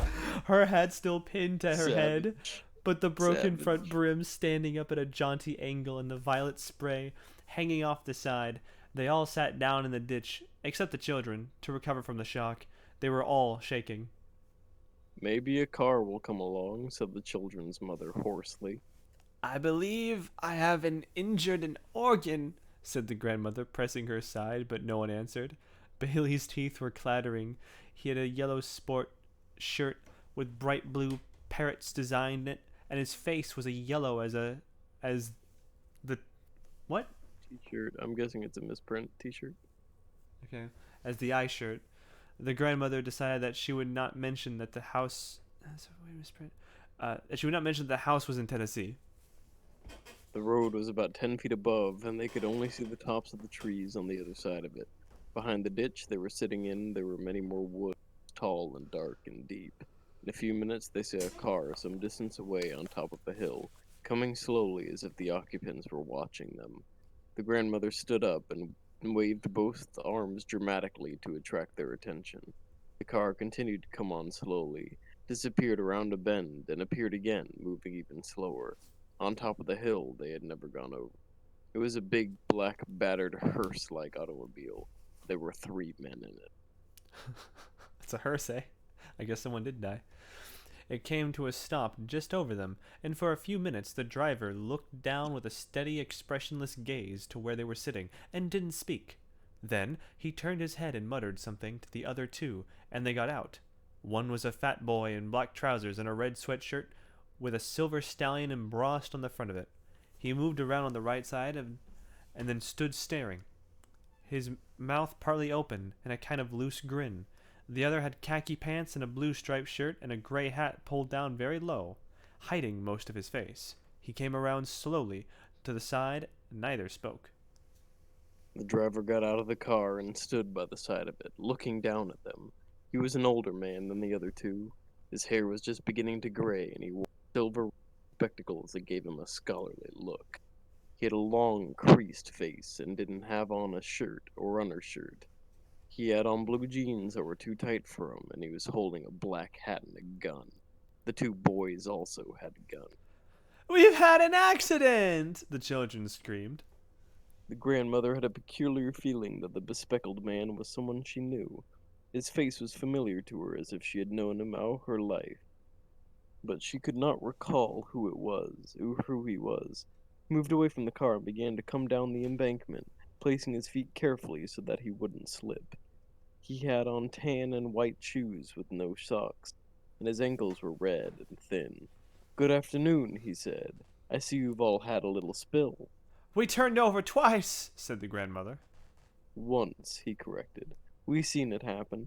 Try their car and we'll see it run. Hear 'em?" he said quietly to the boy with the gray hat. "Oh, what you got the gun for?" John Wesley asked. "What you gonna do with that gun?" "Lady," the man said to the children's mother, "would you mind calling them children to sit down by you? Children make me nervous. I want you all to sit down right there, right together." There, where you're at. Yeah. What was you telling us? What are you telling us what to do for? June Star asked. Behind them, the line of woods gaped like a dark open mouth. "Come here," said their mother. "Look here now," Bailey began suddenly. "We're in a predicament. We're in..." The grandmother shrieked. She scrambled to her feet and stood staring. "You're the misfit," she said. "I recognized you at once." "Yes'm," the man said, smiling slightly as if he were pleased in spite of himself to be known. "But it would have been better for all of you, lady, if you hadn't recognized me." Bailey turned his head sharply and said something to his mother that shocked even the children. Okay, sorry, you're gonna blatantly put fucking racism in your bullshit, but you're not gonna say like cuss words or some shit. Like Bailey going like, "You asshole," you can't put that in. That shocked even the children. The old lady began to cry, and the misfit reddened. "Lady," he said, "don't you get upset. Sometimes a man says things he don't mean. I don't reckon he meant to talk to you that way." "You wouldn't shoot a lady, would you?" the grandmother said, and removed a clean handkerchief from her cuff and began to slap her eyes with it. The misfit pointed the toe of his shoe into the ground and made a little hole and then covered it up. "I would hate to have to," he said. "Listen," the grandmother almost screamed. "I know you're a good man. You don't look a bit like you have common blood. I know you must come from nice people." "Yes, ma'am," he said. "Finest people in the world." When he smiled, he showed a row of strong white teeth. God never made a finer woman than my mother, and my daddy's heart was pure gold, he said. The boy with a red sweatshirt had come around behind them and was standing with his gun at his hip. The misfit squatted down on the ground. Watch them children, Bobby Lee, he said. You know they make me nervous. He looked at his 6 of them huddled together in front of him, and he seemed embarrassed, as if he couldn't think of anything to say. Ain't a cloud in the sky, he remarked, looking up at it. Don't you see no sun, but don't need no cloud neither? Yes, it's a beautiful day, said the grandmother. Listen, she said. You shouldn't call yourself the misfit because I know you're a good man at heart. I can just look at you and tell. Hush! Bailey yelled. Hush! Everybody shut up and let me handle this! He was squatting in the position of a runner, about to sprint forward, but he didn't move. I appreciate that, lady, the misfit said, and drew a little circle in the ground with the butt of his gun. I'll take a half hour to fix this car here, Hiram called, looking over the raised hood of it. Well, first you and Bobby Lee get him and that little boy to step over yonder with you, the misfit said, pointing to Bailey and John Wesley. The boys want to ask you something, he said, Bailey. Would you mind stepping back in them woods there with them? Yeah, he wants to see if he can see the rabbits. Listen, Bailey began. We're in a terrible predicament. Nobody realizes what this is. And his voice cracked. His eyes were as blue and intense as the parrots in his shirt, and he remained perfectly still. The grandmother reached up to adjust her hat brim as if she were going to the woods with him, but it came off in her hand. She stood staring at it, and after a second she let it fall on the ground. Hiram pulled Bailey up by the arm, as if he were assisting an old man. John Wesley caught hold of his father's hands, and Bobby Lee followed. They went off towards the woods, and just as they reached the dark edge, Bailey turned and supporting himself against a gray, naked pine tree, he shouted, I'll be back in a minute, Mama. Wait on me. Come back this instant, his mother shrilled, but they all disappeared into the woods. Bailey boy, the grandmother called in a tragic voice, but she found she was looking at the misfit squatting on the ground in front of her. I just know you're a good man, she said desperately. You're not a bit common. No'm, I ain't a good man, the misfit said after a second, as if he had considered her statement carefully. But I ain't the worst in the world, neither. My daddy said I was a different breed of dog from my brothers and sisters. You know, Daddy said, it's some that can live their whole life out without asking about it, and others has to know why. And the boy is one of the latters. He's gonna be into everything. He put on his black hat and looked suddenly, and then away deep into the woods, as if he was embarrassed again. I'm sorry, I don't have a shirt before you ladies, he said, hunching his shoulders slightly. We buried our clothes that we had when we were escaping. And we're just making do until we get better. We borrowed these from some folks we met, he explained. That's perfectly all right, the grandmother said. Maybe Bailey has an extra suit in his suitcase. I'll look. Extra shirt in the suitcase. I'll look and see directly, the misfit said. Where are they taking him? The children's mother screamed. Daddy was a card himself, the misfit said. You couldn't put anything over on him. He never got in trouble with the authorities, though. Just had the knack of handling them. Yeah. What? You could be honest, too, if you'd only try, said the grandmother. Think how wonderful it would be to settle down and live a comfortable life and not have to worry about somebody chasing you all the time. The misfit kept scratching in the ground with the butt of his gun, as if he were thinking about it. Yes'm, somebody's always after you, he murmured.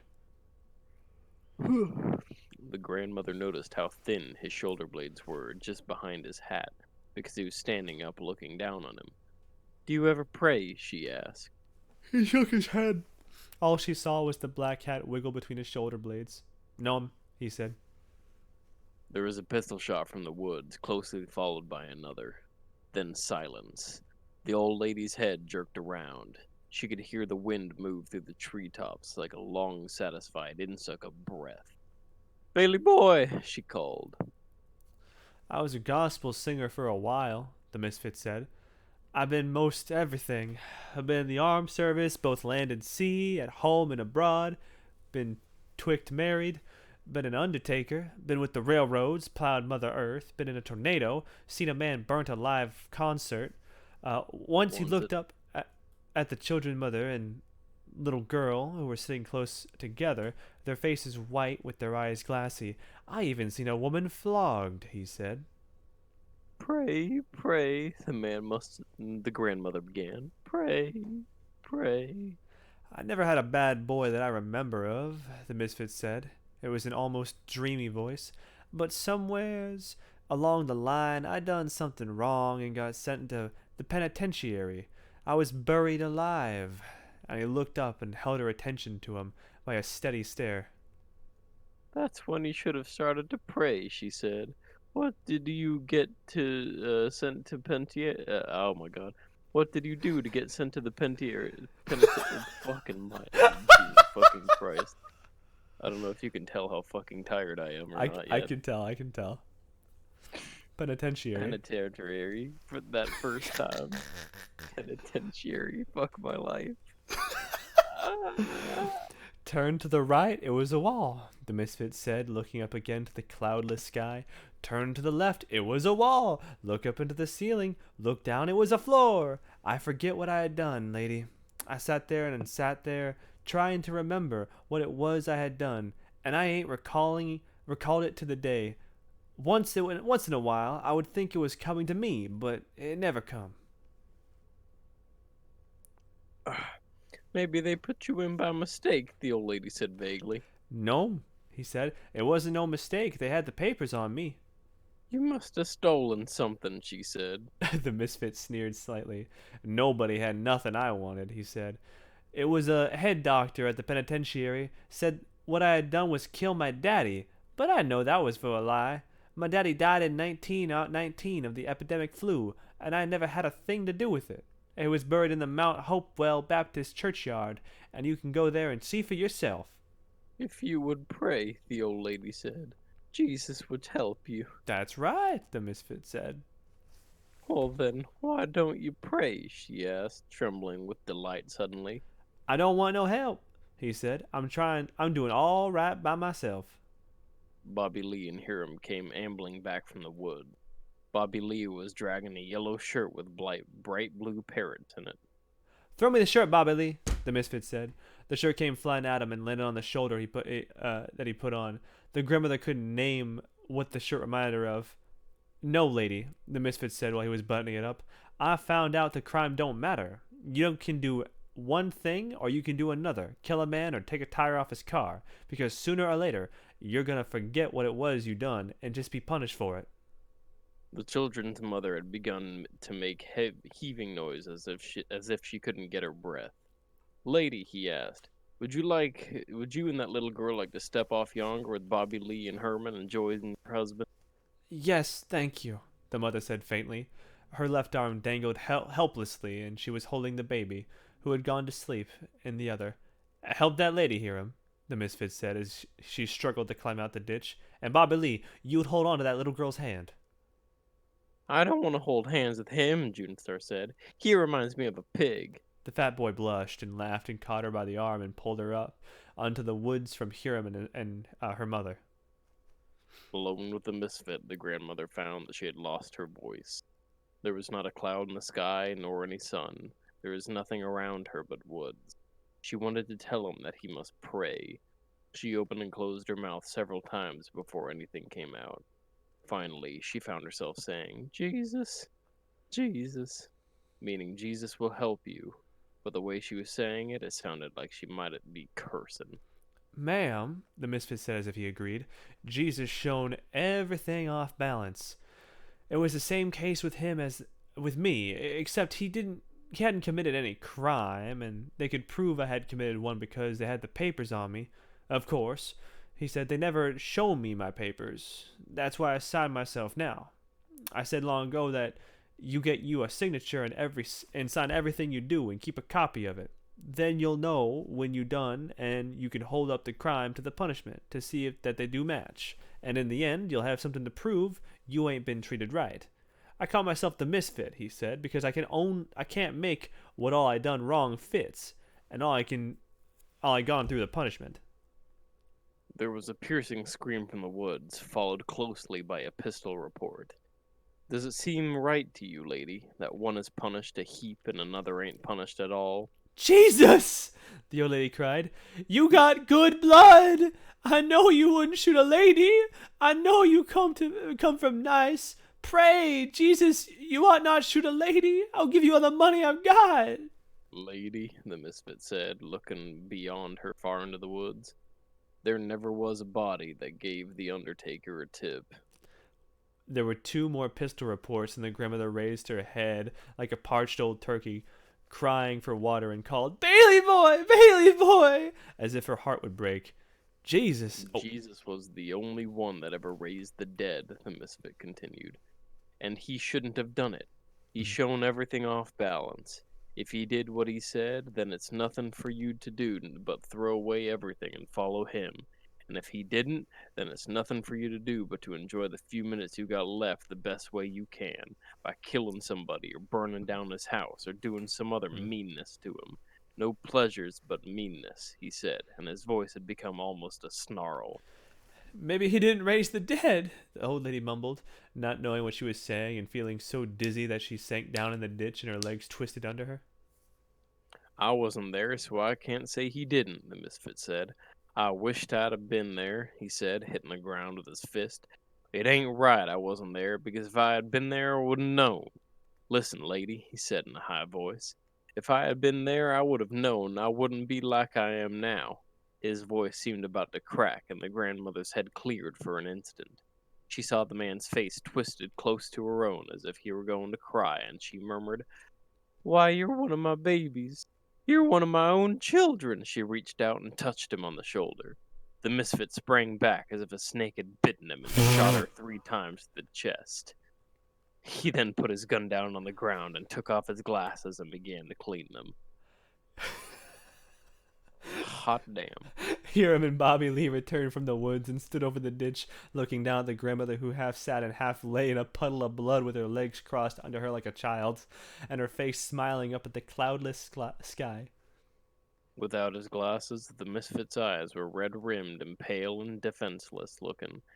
Take her off and throw her where you shown the others, he said, picking up the cat that was rubbing itself against...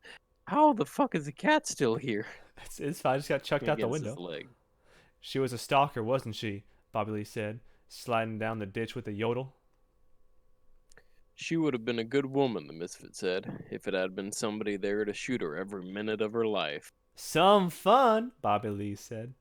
Shut up, Bobby Lee, the misfit said. It's no real pleasure in life. Alright, well, I officially fucking hate this author.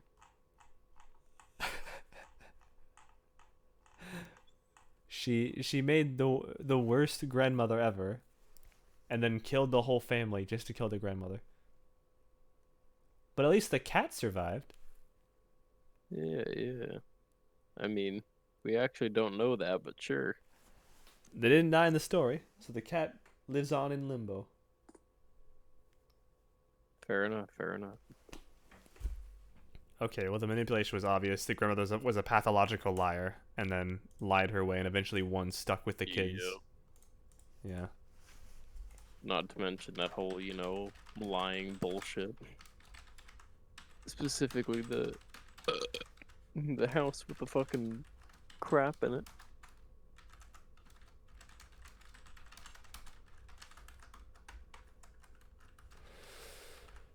Oh, God, open Java. No, stop, cease. No. Okay. Oh, boy.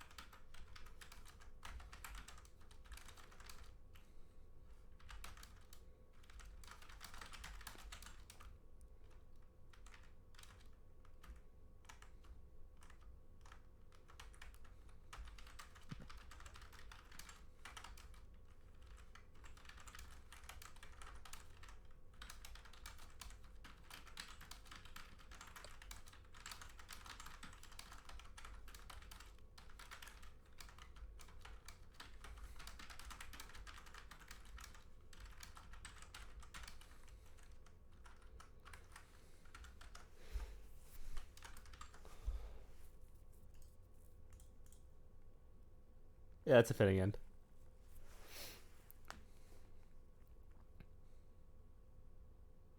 What a bitch.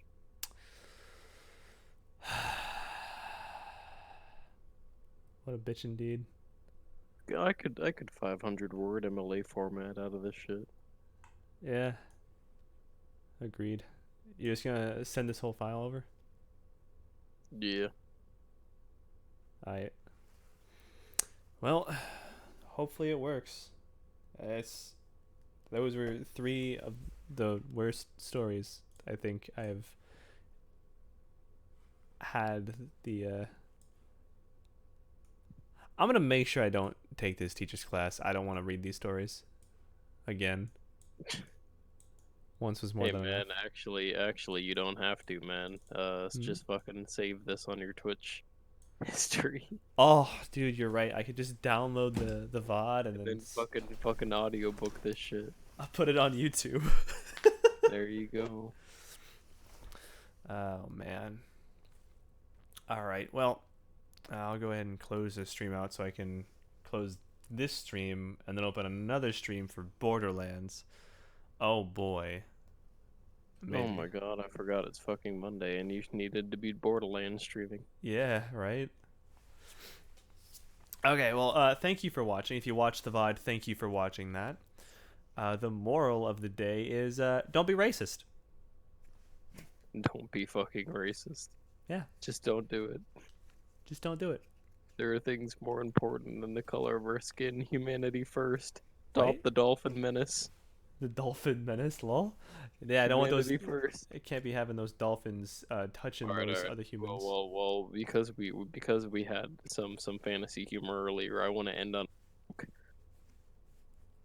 Mm-hmm. What's funnier than a pile of dead orcs? I don't know what. 2 piles of dead orcs. And with that, have a good morning, good afternoon, good evening, or a good night, and I will see you in In like 10 seconds. 10 seconds.